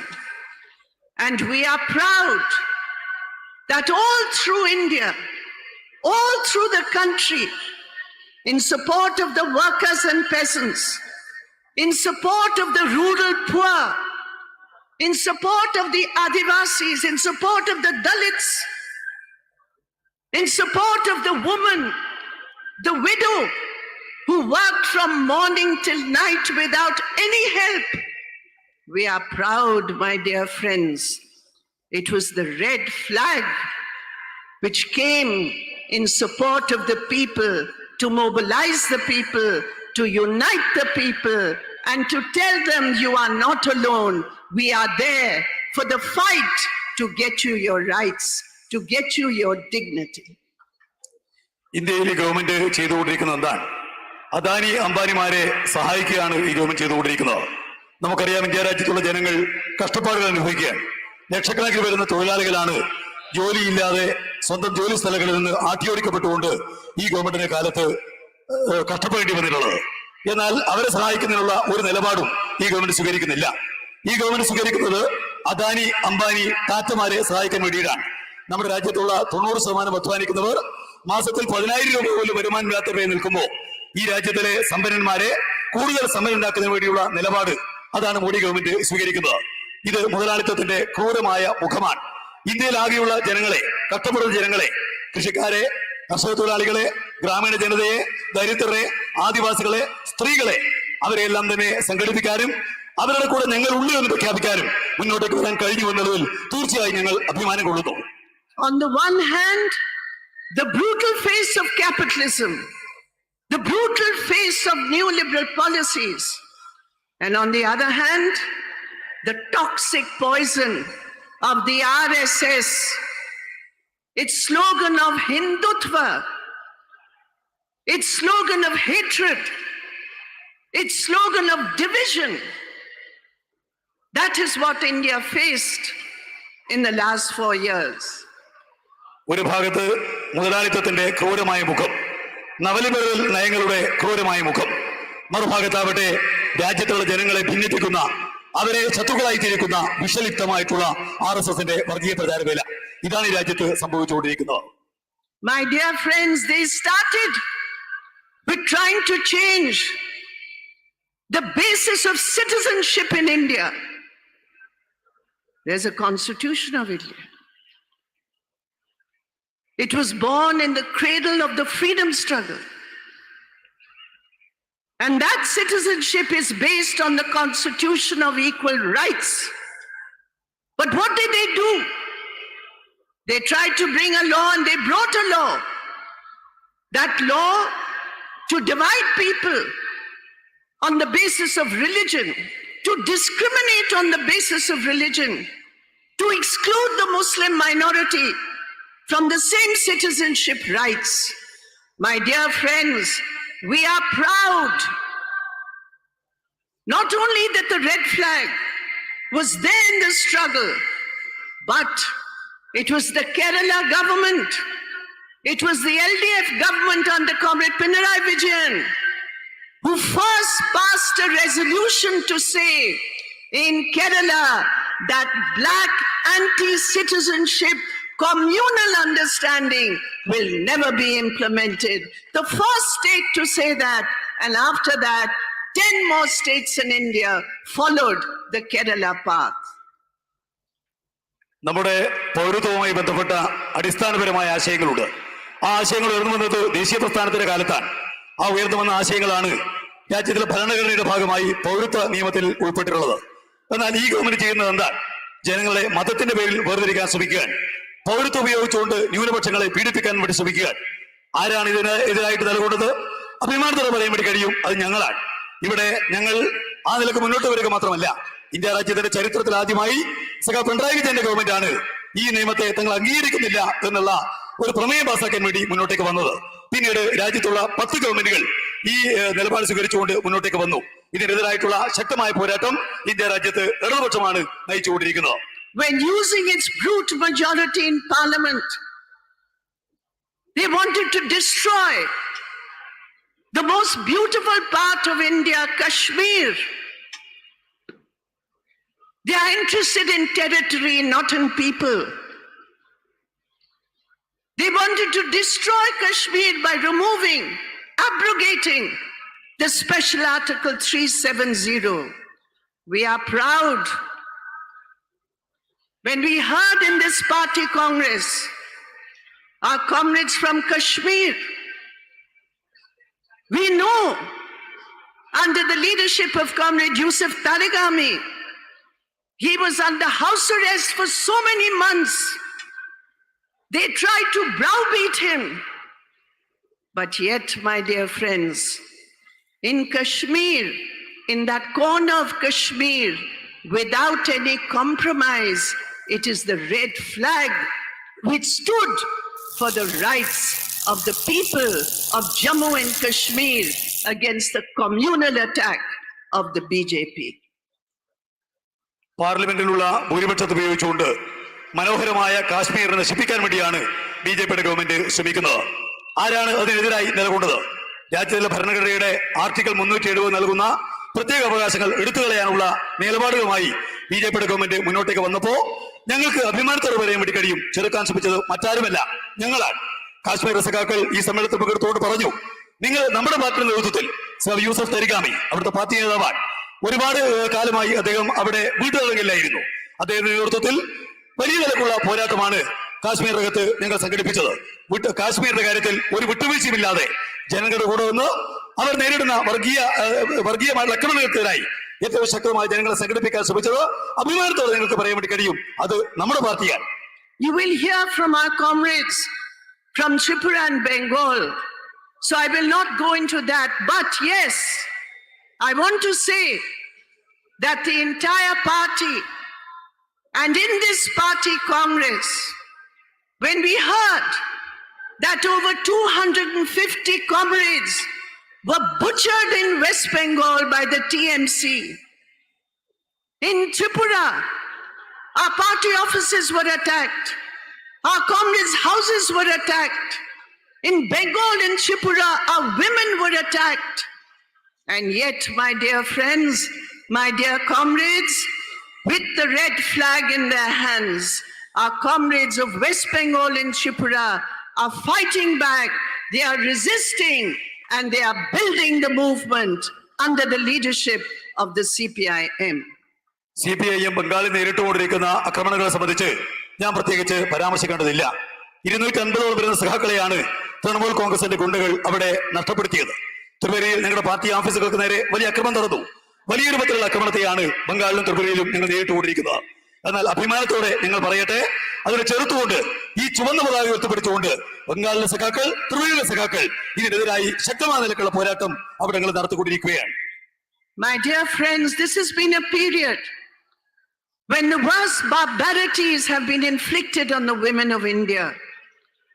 We have never seen the kind of horrific crimes against women, the brutality of it, the inhumanity of it. A Dalit woman, a young woman, gang raped because she is a Dalit in the villages of Hathras, and there's the BJP and the RSS coming out strongly in support of the perpetrators of the crime. We have seen in other parts of India how Adivasis, how Dalits, their basic rights, how they are being snatched away. And therefore, we are proud that in the fight for women's dignity, in the fight for the defense of the rights of Adivasis and Dalits, it is the red flag fighting for social justice, the red flag fighting for the rights and the dignity of women, which has been seen in the last 4 years. സ്ത്രീകൾക്കെതിരെ രാജ്യവ്യാപകമായ ആക്രമണങ്ങൾ ശക്തിപ്പെടുകയാണ്.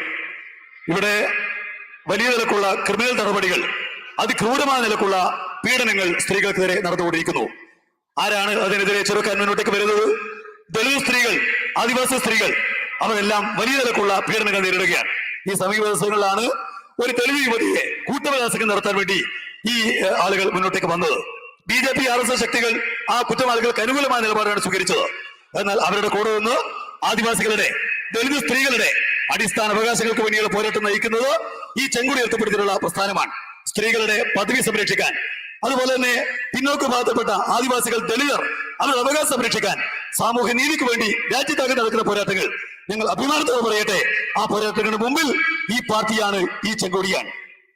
You have heard our major conclusion that all our energy, all our strength, our mobilization, our organization is together and united on the aim of defeating, of resisting the BJP and its anti-poor and its communal policies.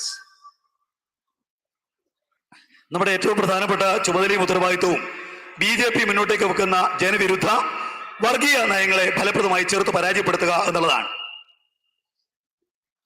And the way to do it, our priority, is to strengthen the party, to strengthen the red flag, to strengthen our links with the poor, with the exploited, with the laboring classes of India.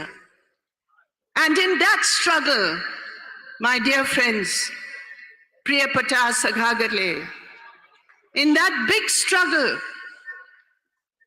a very important resource, inspiration for us is the alternative policy represented by the Kerala LDF government.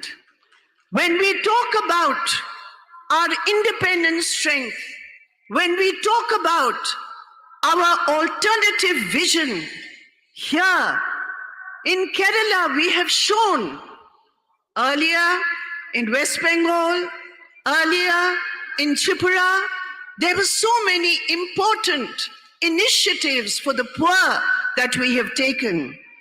Today, when the anti-communist forces are in power, when we talk about building the independent strength of the red flag, of the CPIM, of the left movement, my dear friends, the Kerala government is the lighthouse for us.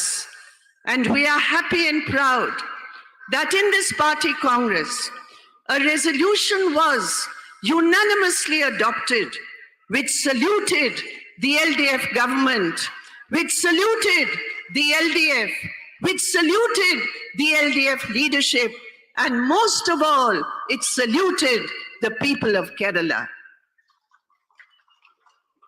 എങ്ങനെയാണ് BJPയുടെ ഈ ജനവിരുദ്ധ ഗവൺമെന്റിനെ നമുക്ക് പരാജയപ്പെടുത്താനാവുക? ആ പോരാട്ടത്തിൽ ഏറ്റവും പ്രധാനമായ മുൻഗണന നൽകേണ്ടത് നമ്മുടെ ബദൽ നയത്തിനാണ്. പാവങ്ങളെ, ചൂഷിതരെ സംഘടിപ്പിച്ചുകൊണ്ട്, സാമാന്യ ജനങ്ങളെ സംഘടിപ്പിച്ചുകൊണ്ട് ബദൽ നയത്തിന് വേണ്ടിയുള്ള പോരാട്ടമാണ് ഇതിനുള്ള ഏറ്റവും പ്രധാനപ്പെട്ട മാർഗം.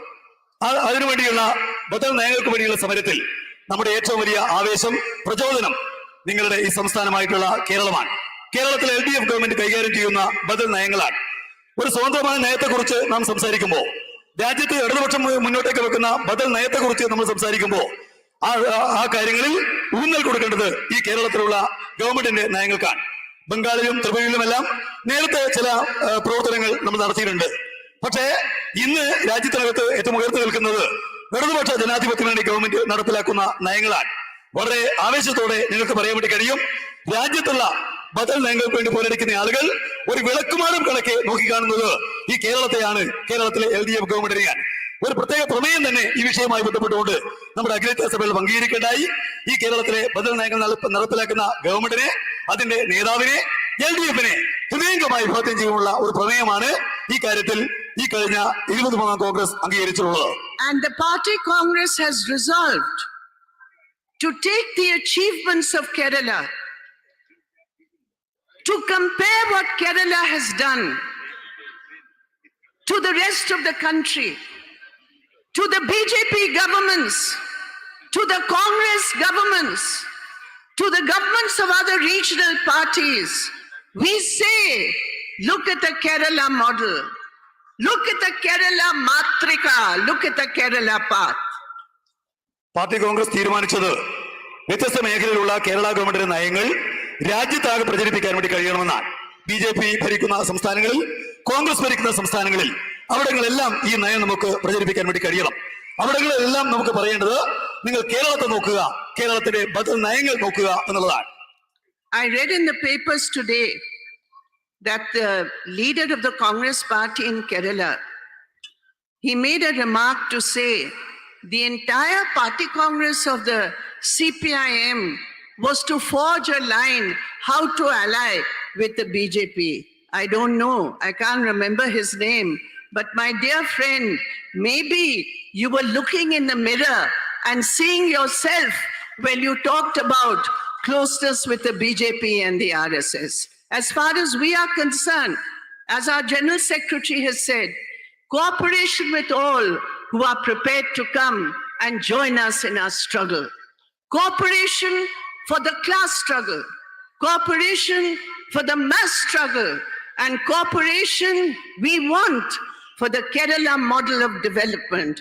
Those who want to sabotage that development, which is a pro-people development, I'm sure the people of Kerala and the people of India will understand their true worth. And therefore, my dear comrades, I will conclude with one slogan which I have heard very often. It's on social media, it's on many of the videos, and that is, my red flag, Ente Chenkudi. This red flag is my flag. This red flag is your flag. And we want to take this message all through India.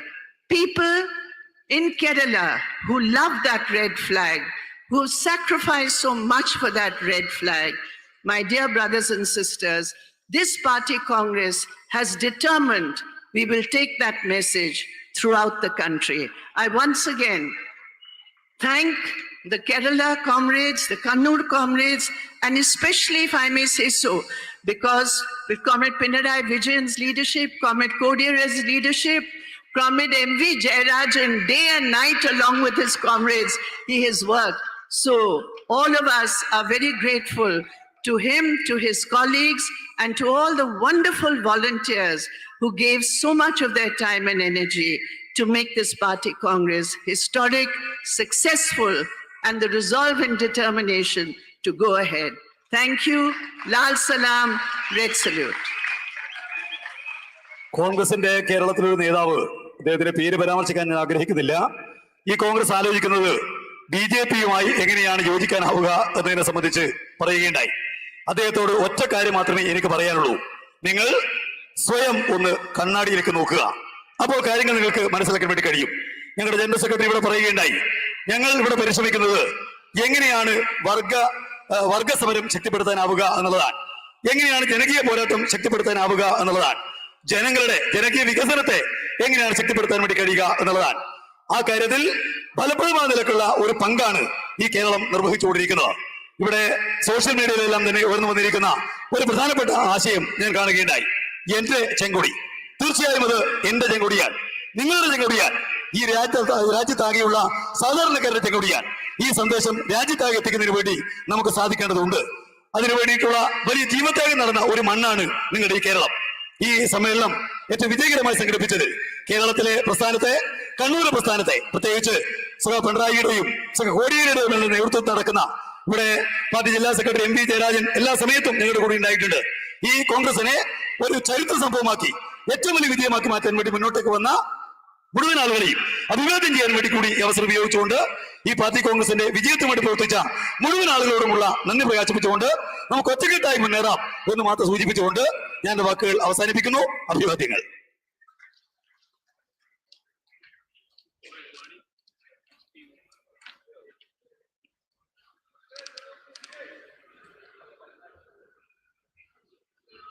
അടുത്തതായി സഖാവ് മാണിക് സർക്കാർ സംസാരിക്കും.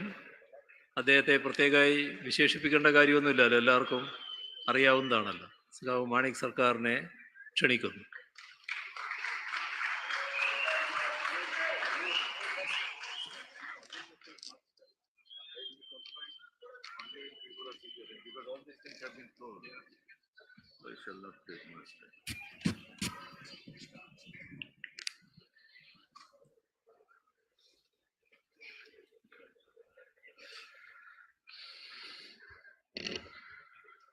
Comrade Chairman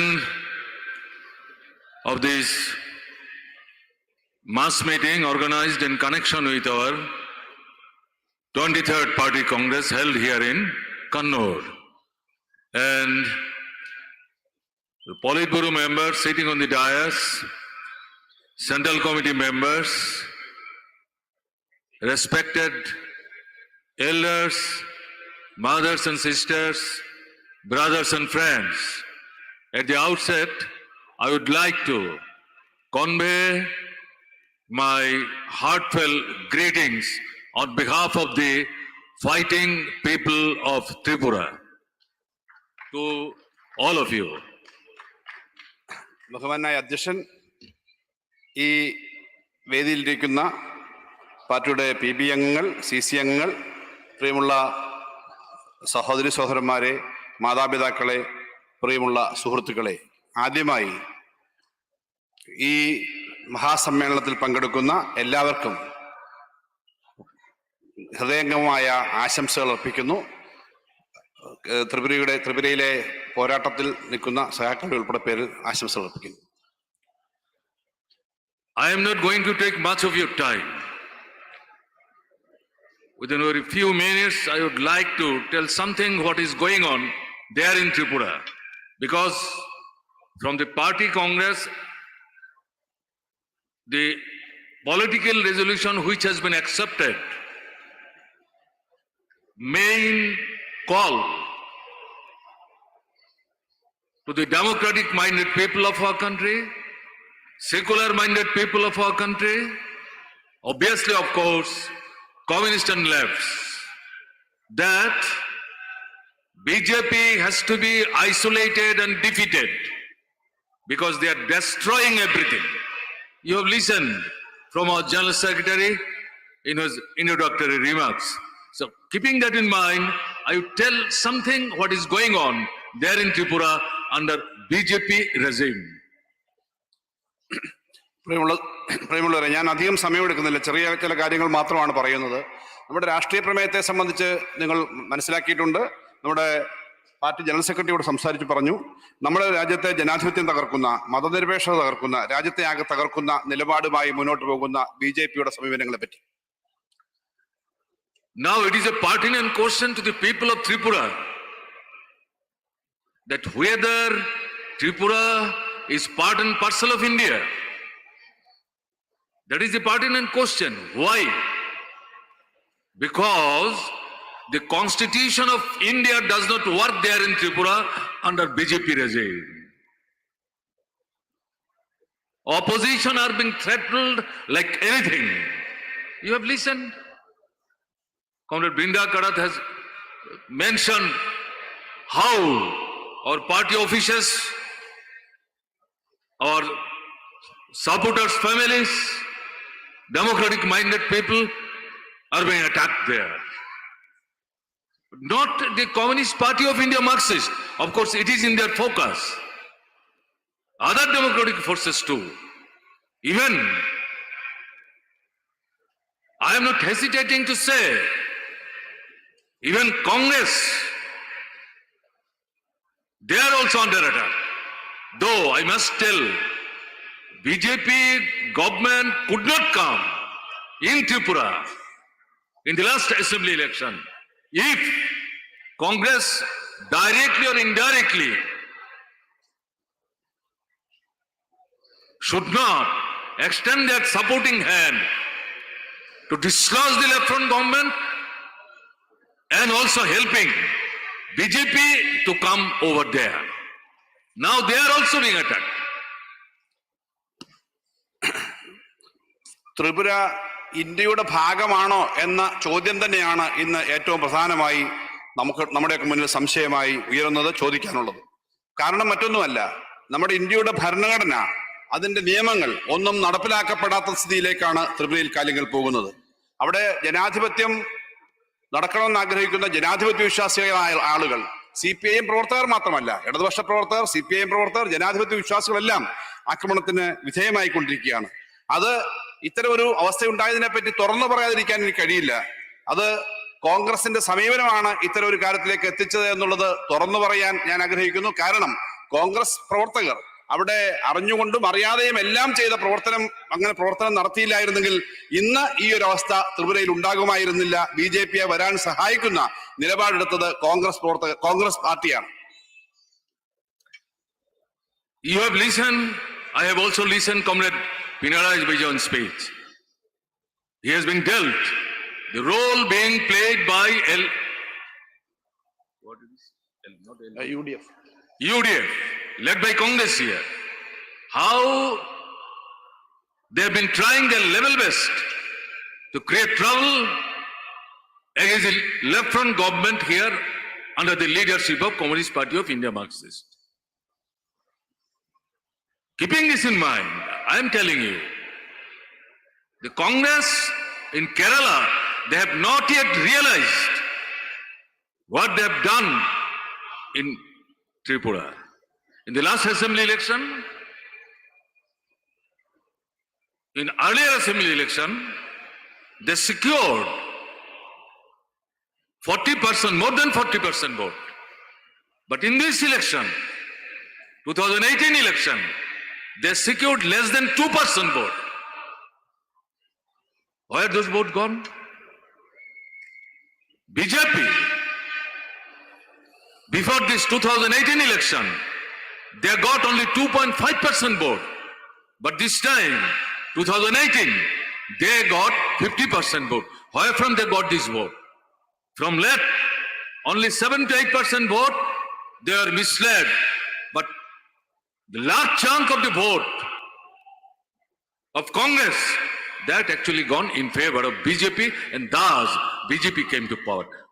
So this is, I think, even today in Kerala, instead of fighting BJP, the way they are trying to create trouble in Kerala, they are rather trying to create trouble against the left-led government. This is a sorry state of affairs. That's why I would like to tell something what this BJP is doing there in Tripura.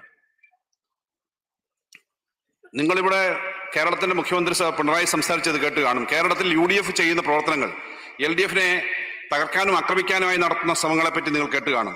പക്ഷെ കേരളത്തിലെ കോൺഗ്രസ്സുകാരോട് എനിക്കൊന്ന് പറയാനുണ്ട്. എന്താണ് കോൺഗ്രസിന്റെ അവസ്ഥ എന്നും കോൺഗ്രസ് ചെയ്യേണ്ടതെന്നും നിങ്ങൾ മനസ്സിലാക്കുന്നില്ല. ത്രിപുരയിലെ കാര്യം ഞാൻ പറയാം.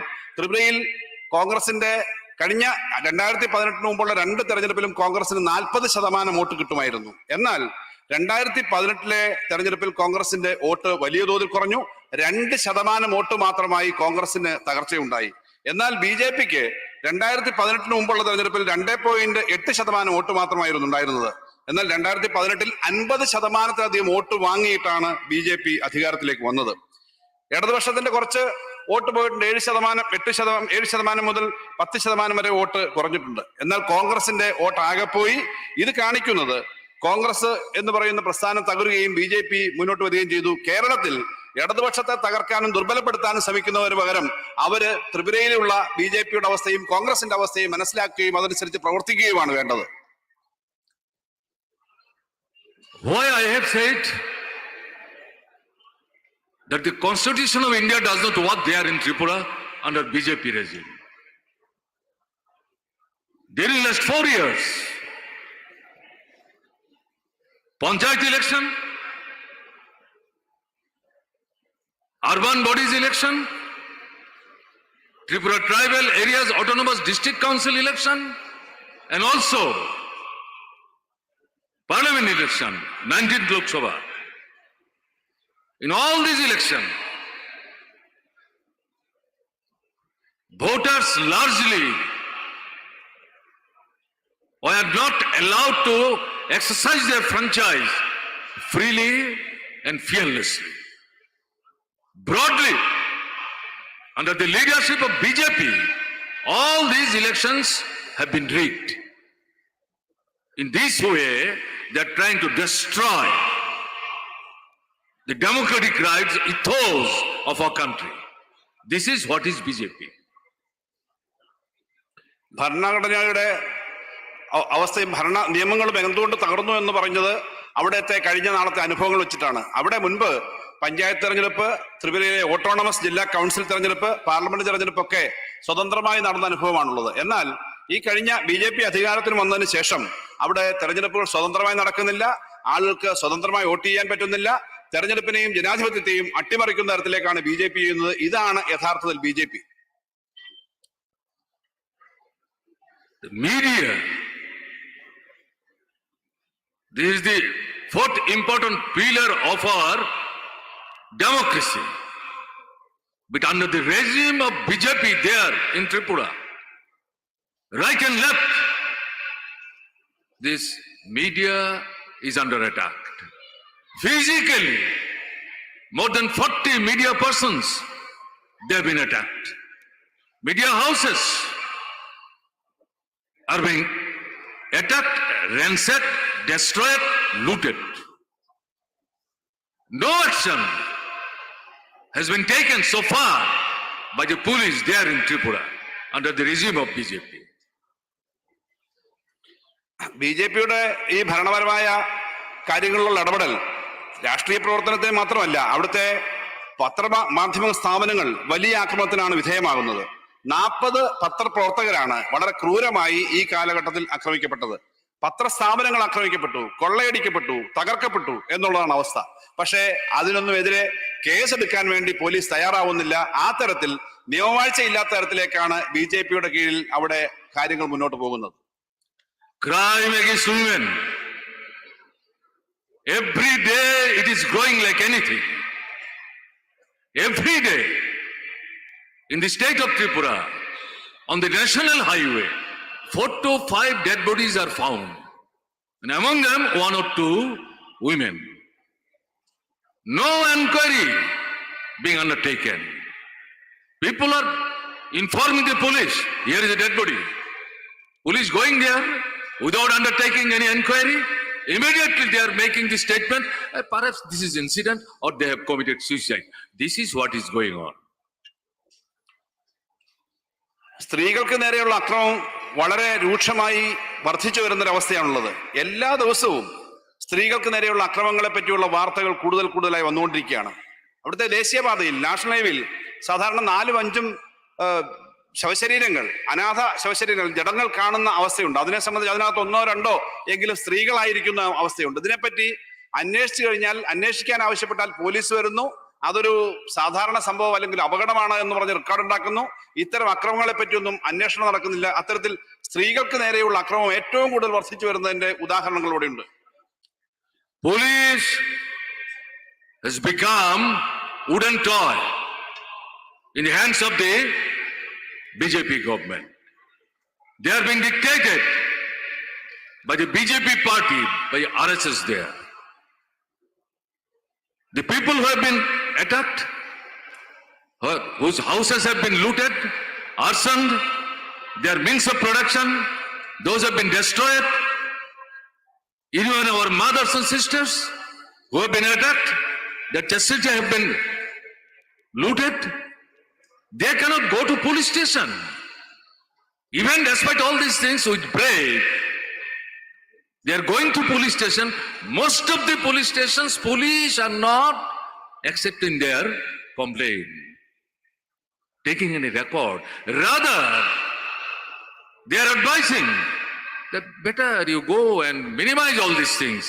Those who are opposing to that, police sitting in the chair of the officer of that particular police station, they are lodging complaint against them and they are trying to put them behind the bar. This is what is going on. Actually, in Tripura, under the regime of BJP, Jungle Raj is going. There is no rule of law. It is Jungle Raj is going.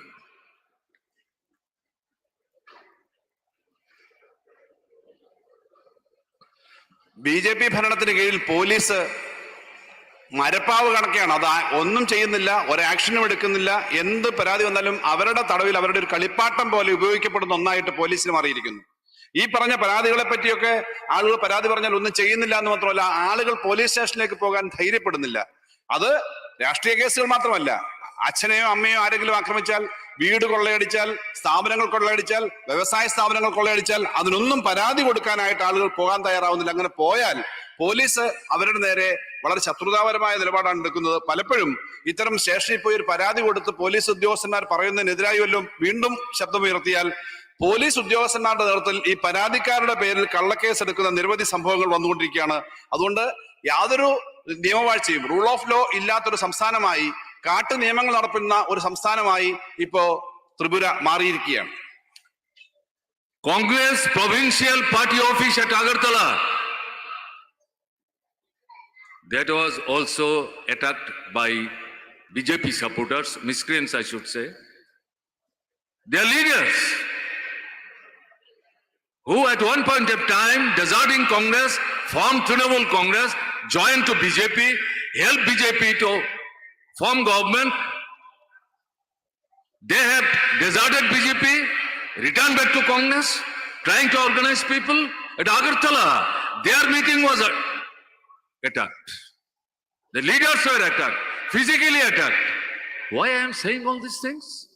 Now, if not all, large chunk of the BJP supporters, including their leaders, they have started realizing what mistake they have committed there.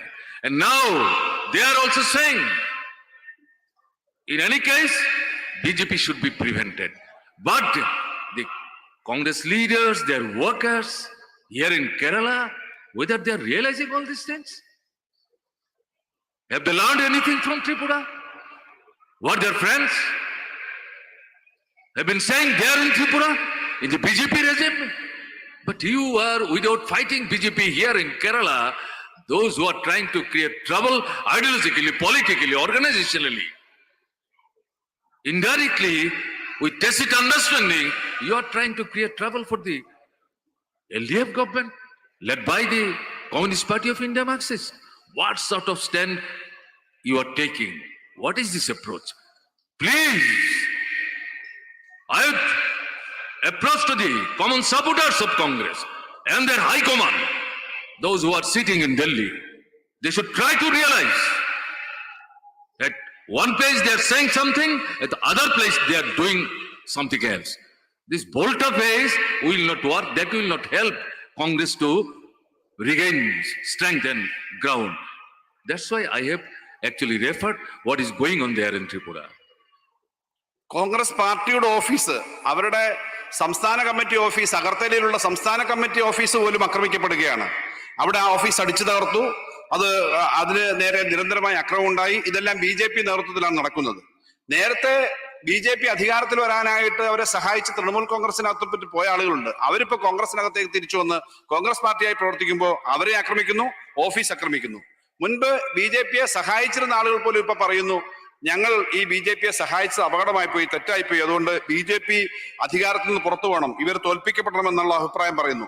അങ്ങനെ അഭിപ്രായത്തോടുകൂടി ഒരു വലിയ വ്യത്യസ്തമായ ഒരു പുനർചിന്തനം ആളുകളുടെ മനസ്സിലേക്ക് വരുന്നു. അങ്ങനെ ഒരു സ്ഥിതി അവിടുത്തെ കോൺഗ്രസിന്റെ നേരനുഭവത്തിൽ കൂടി ഉണ്ടാവുമ്പോഴും ഈ കേരളത്തിലെ കോൺഗ്രസ്സുകാർ എന്താണ് ചെയ്യുന്നത്, അവർക്ക് ഈ കാര്യങ്ങളൊന്നും തിരിയുന്നില്ലേ, മനസ്സിലാവുന്നില്ലേ എന്നാണ് എനിക്ക് ചോദിക്കാനുള്ളത്.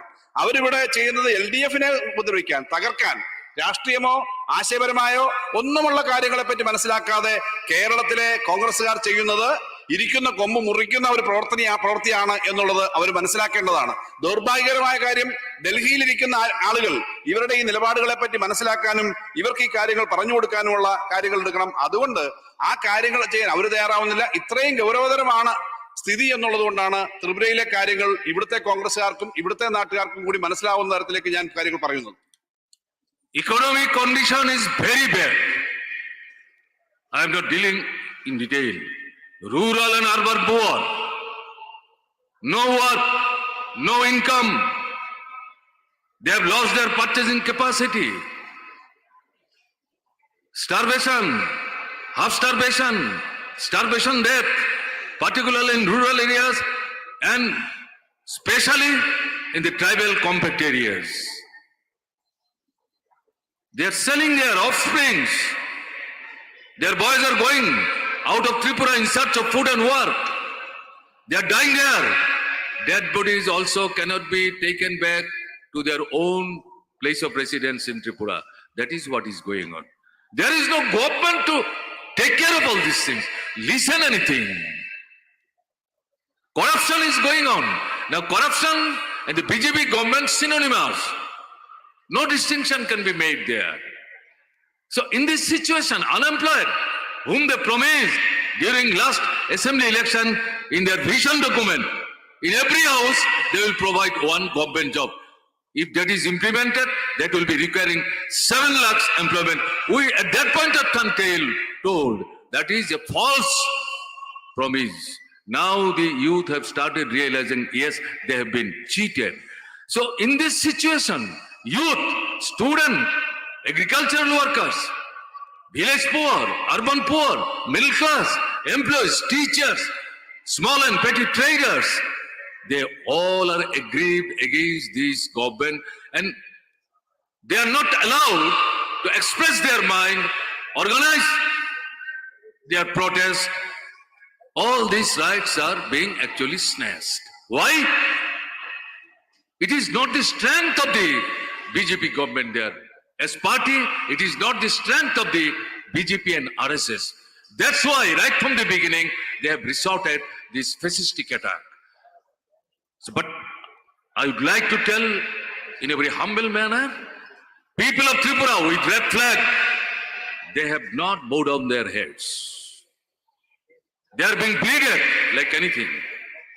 So far, 22 of our comrades, including one women comrade, have been killed in their hands.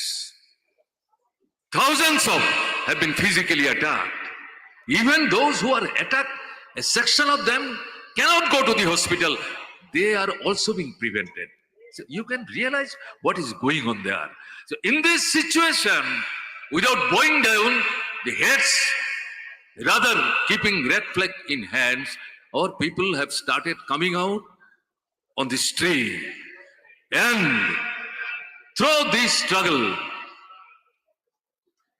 we do feel that this onslaught, this government anti-people, corrupt government, undemocratic government, fascistic where this government has been working, they will not be allowed to advance further unitedly, irrespective of caste, color and creed. We the left, under the leadership of Communist Party of India Marxist, we are appealing the people of Tripura there, please come out, stand unitedly, stand on your own feet, turn around and start against this onslaught, movement, struggle, where there is needed to save yourself, you shall have to resist this onslaught. And people have started reacting. That is the good and positive sign.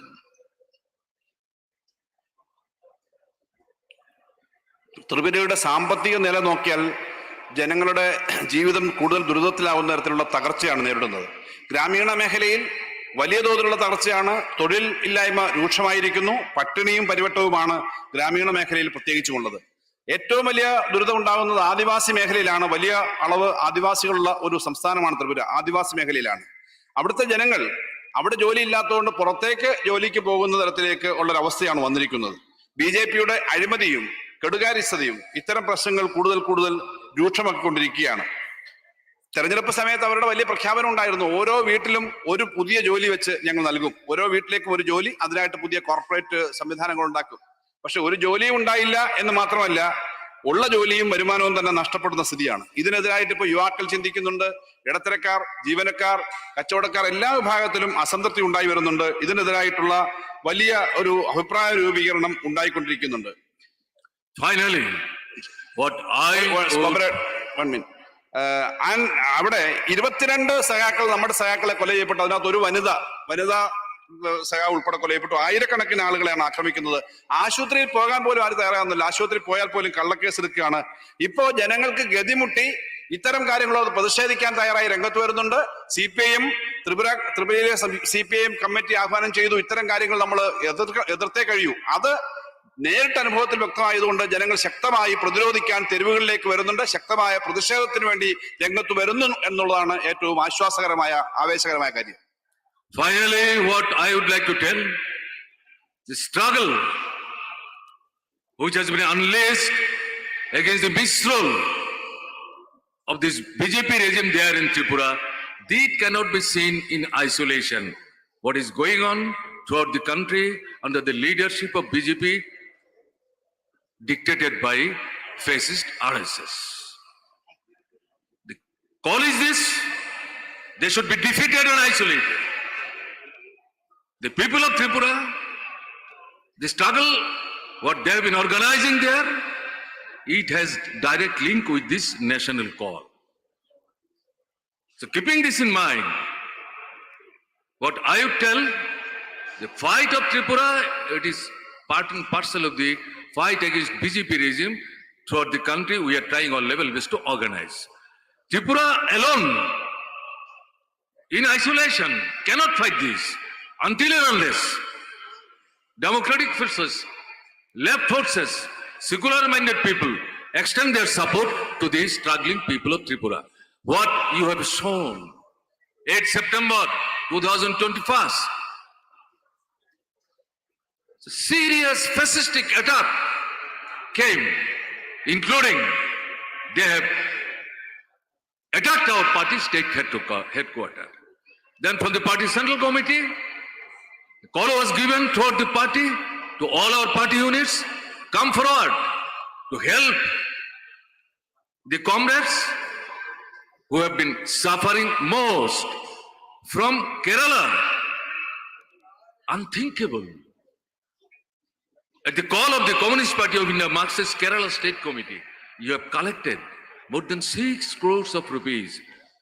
I would like to bow down my heads on behalf of the struggling people of Tripura to the people of Kerala. Because of this stand you have taken, that yes, we are with you. The people who are struggling there in Tripura, we, the people of Kerala, we are with you. That has emboldened the people of Tripura who are struggling. And this is the way Kerala, Tripura, and throughout the country, we are trying our level best to develop our unity so that this struggle, what has been unleashed, and particularly keeping in mind the appeal given through our political resolution which has been adopted in the 23rd Congress, that they should be isolated and defeated. To achieve this target, we shall have to go ahead. The masses, the people who are still not with us, we shall have to go to them, try to make them understand and win them over in our favor.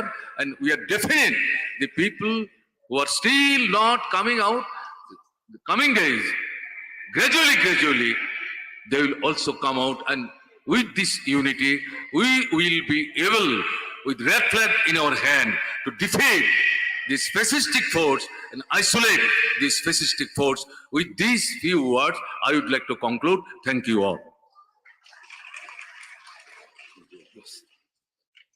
സകല അവസാനമായിട്ട് എനിക്ക് പറയാനുള്ളത്, ഈ ബി.ജെ.പിയുടെ നിലപാടുകൾക്കെതിരെ, അക്രമത്തിനെതിരെ, fascist രീതികൾക്കെതിരെ ഉള്ള പോരാട്ടം ഏറ്റവും ശക്തിപ്പെടുത്തുന്നതിനെ പറ്റിയാണ്.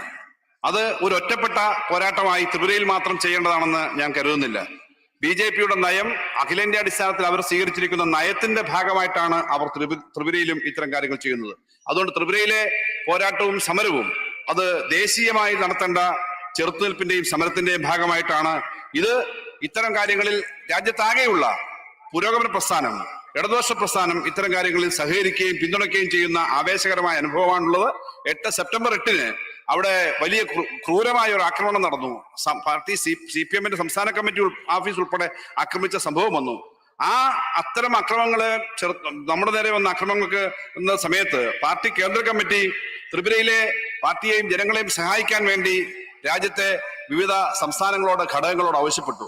ആവേശകരമായ അനുഭവമാണ് കേരളത്തിൽ നിന്നുണ്ടായത്. കേരളത്തിലെ സഖാക്കൾ 6 കോടി രൂപയാണ്, അവിശ്വസനീയമായ സഹായമാണ് ആ ഘട്ടത്തിൽ ത്രിപുരയ്ക്ക് അനുകൂലമായിട്ടുണ്ടായത് എന്ന് എടുത്തു പറയാനും നന്ദി പറയാനും ഞാൻ ഈ അവസരം ഉപയോഗിക്കുന്നു. ഇത്തരം പോരാട്ടം, ഇത്തരം ചെറുത്തുനിൽപ്പ്, രാജ്യത്താകെയുള്ള ഫാസിസ്റ്റ് രീതികളോടുള്ള ചെറുത്തുനിൽപ്പിന് രാജ്യമാകെ ഒരുമിച്ച് ഒറ്റക്കെട്ടായി മുന്നോട്ട് പോകണം. ആ പ്രവർത്തനങ്ങളാണ് ഞങ്ങളും അവിടെ നടത്തുന്നത്. അവിടുത്തെ ഓരോ ഗ്രാമങ്ങളിലും ഇപ്പോഴും നമ്മുടെ കൂടെ ഇത്തരം പോരാട്ടത്തിനും ചെറുത്തുനിൽപ്പിനും എത്തിച്ചേരാത്ത ആളുകളെ ഉൾപ്പെടെ കണ്ടുകൊണ്ട്, മുഴുവൻ ആളുകളെയും സഹകരിപ്പിച്ചുകൊണ്ട് ഈ പോരാട്ടവും ചെറുത്തുനിൽപ്പും ശക്തിപ്പെടുത്തി ഇടതുപക്ഷത്തെ ശക്തിപ്പെടുത്തുവാനും ഫാസിസ്റ്റ് ശക്തികളെ ദുർബലപ്പെടുത്താനും കഴിയുമെന്നുള്ള വിശ്വാസത്തോടു കൂടിയാണ് ഞങ്ങൾ പ്രവർത്തിക്കുന്നത് എന്ന് പറഞ്ഞ് പ്രസംഗം അവസാനിപ്പിച്ചു.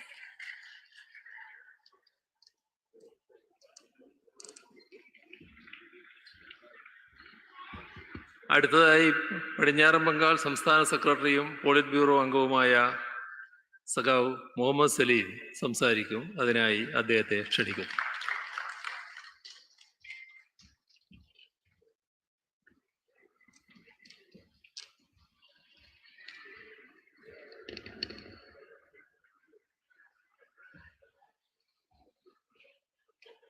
സഖാക്കളെ, അഭിവാദനങ്ങൾ.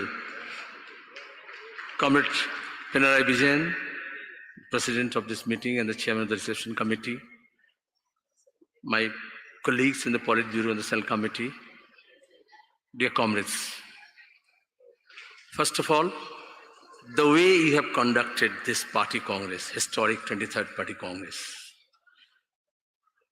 selflessly dedicated comrades worked very hard, and they must have worked very hard to make this conference successful.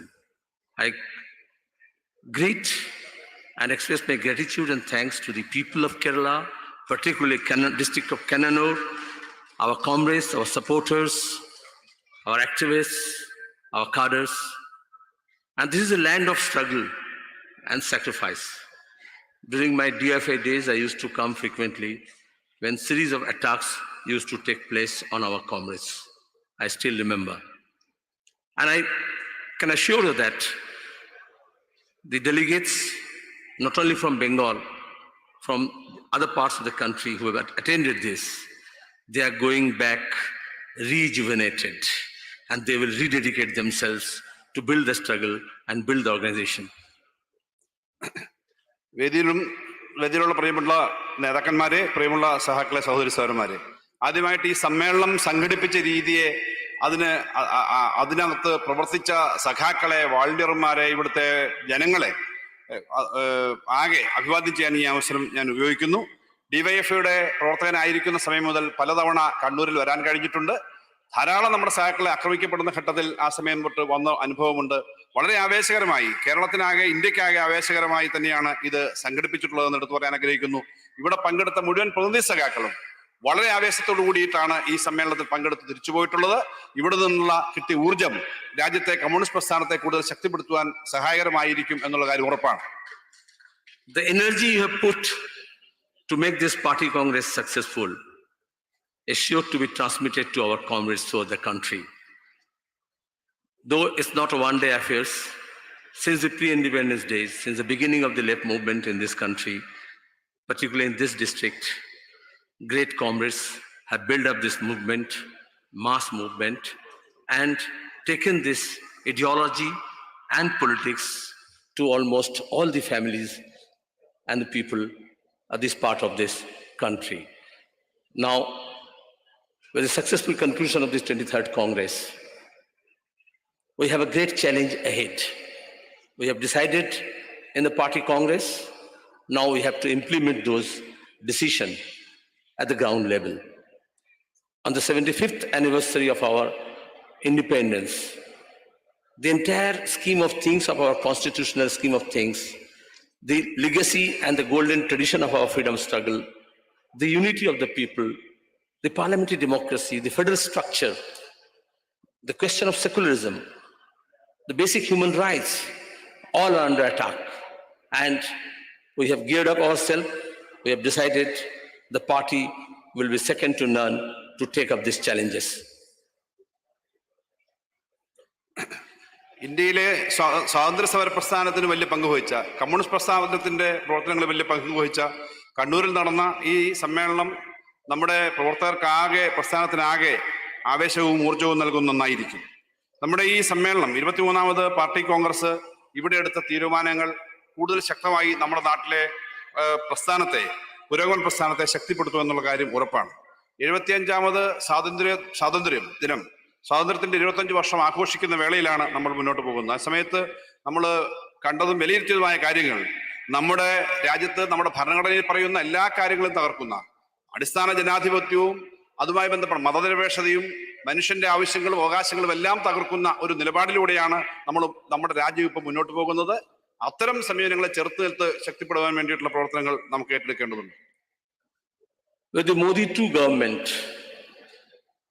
the way the BJP is implementing this RSS agenda, with every passing day, newer issues are being raked up to generate hatred among population, to put one section of people against the other.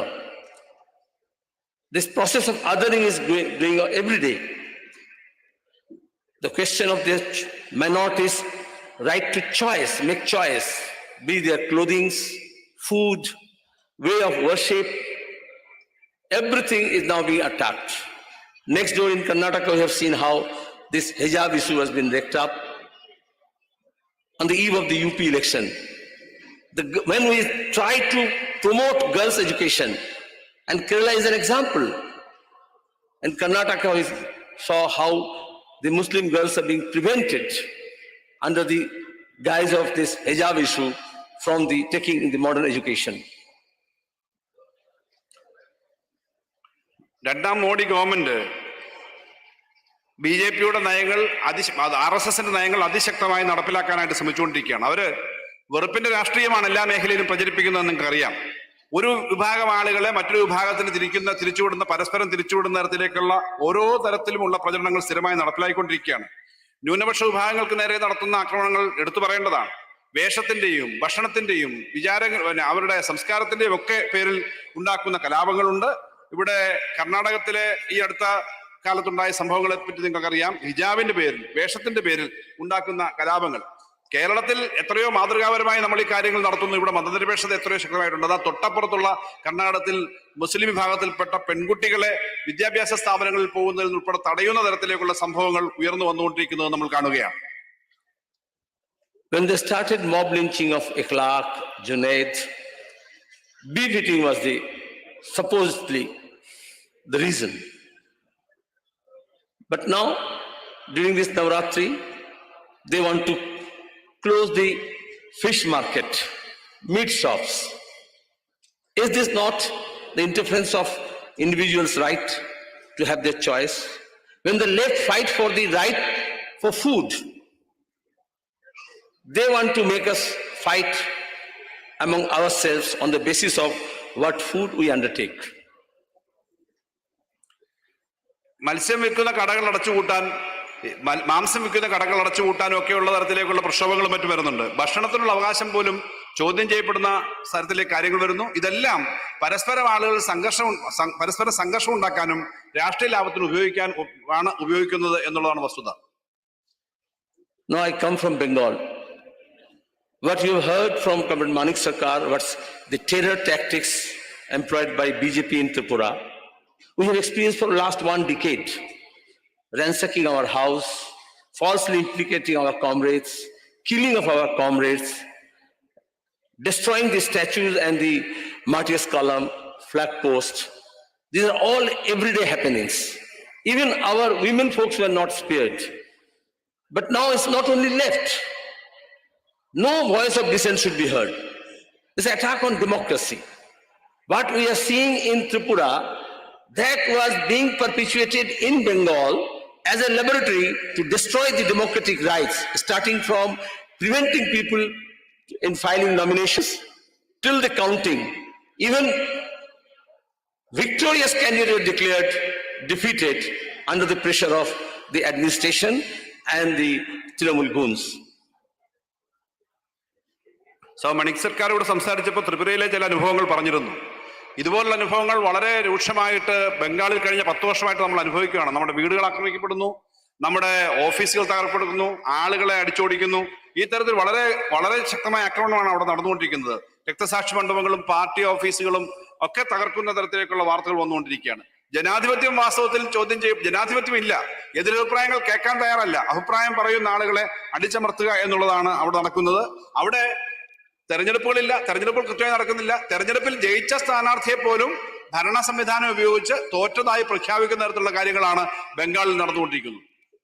Comrade Binda was talking about Hathras.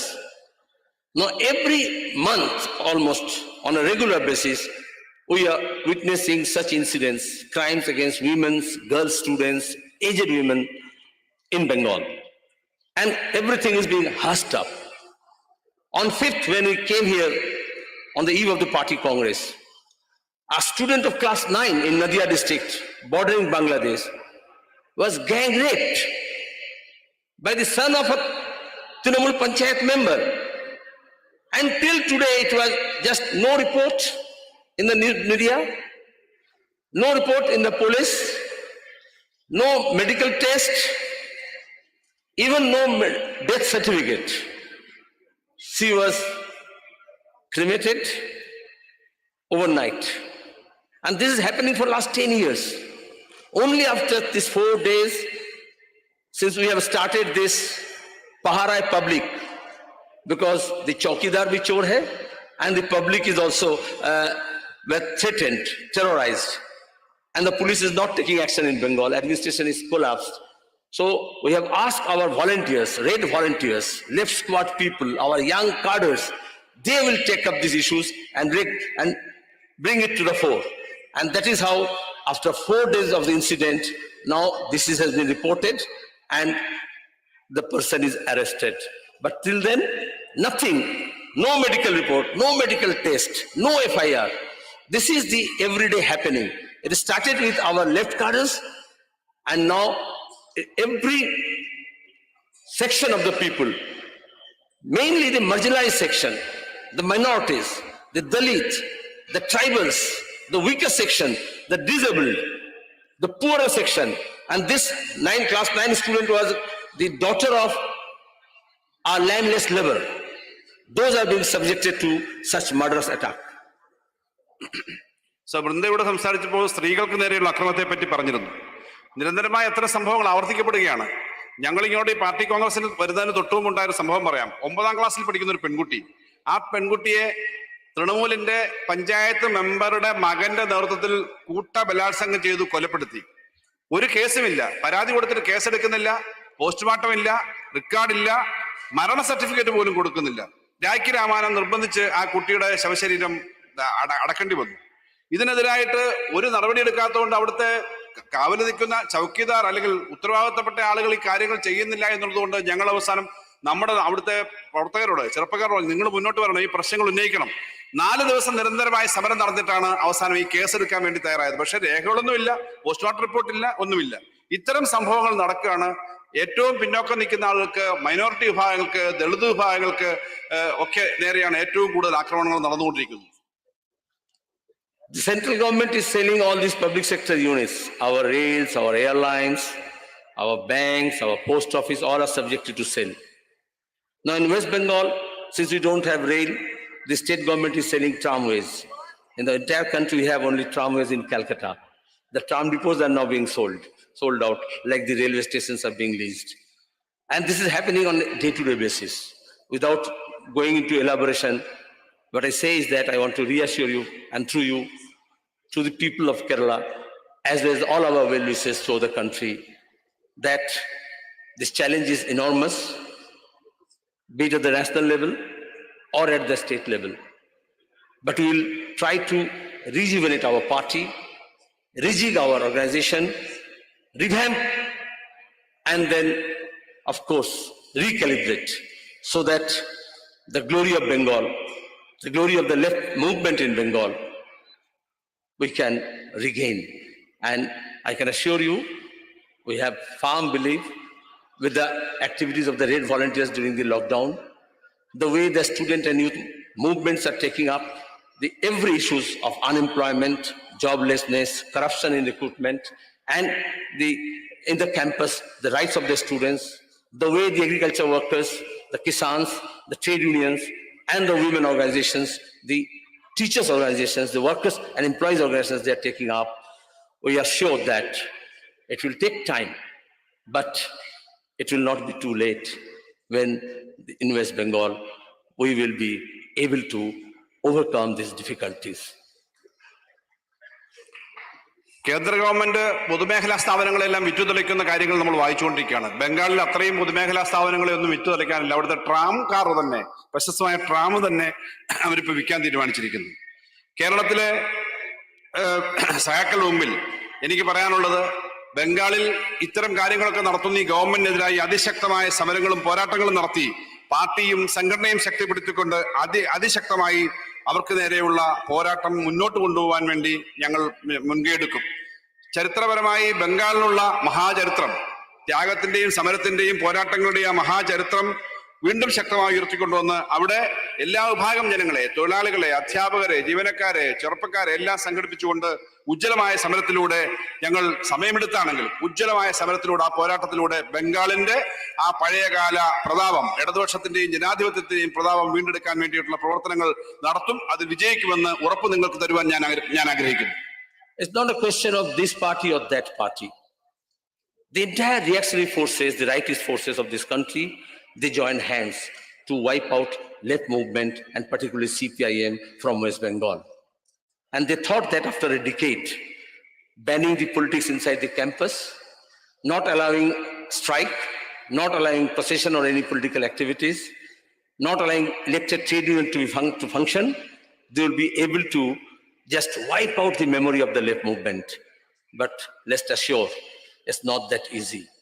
And now, after attending this party congress, each and every delegate who have come from outside Kerala, now they firmly believe that, including Bengal, that it's not that easy by murdering our comrades or by committing atrocities. It's not that easy to wipe out Red Flag or the left movement or the communist movement from the land.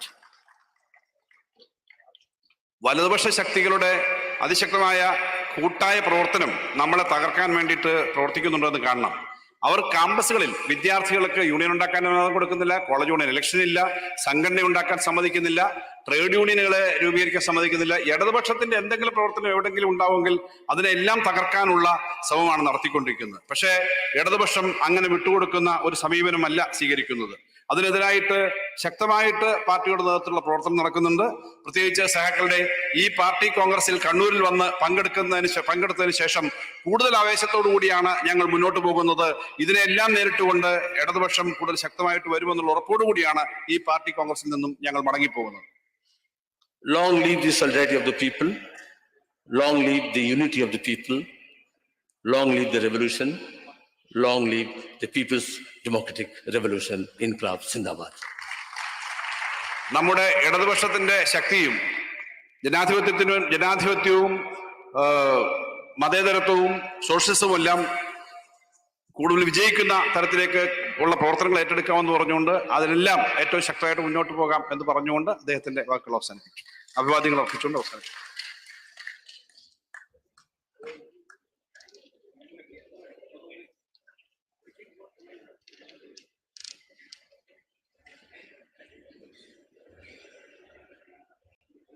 നമ്മുടെ ഈ പൊതുസമ്മേളന പരിപാടികൾ ഇതോടെ അവസാനിച്ചിരിക്കുകയാണ്.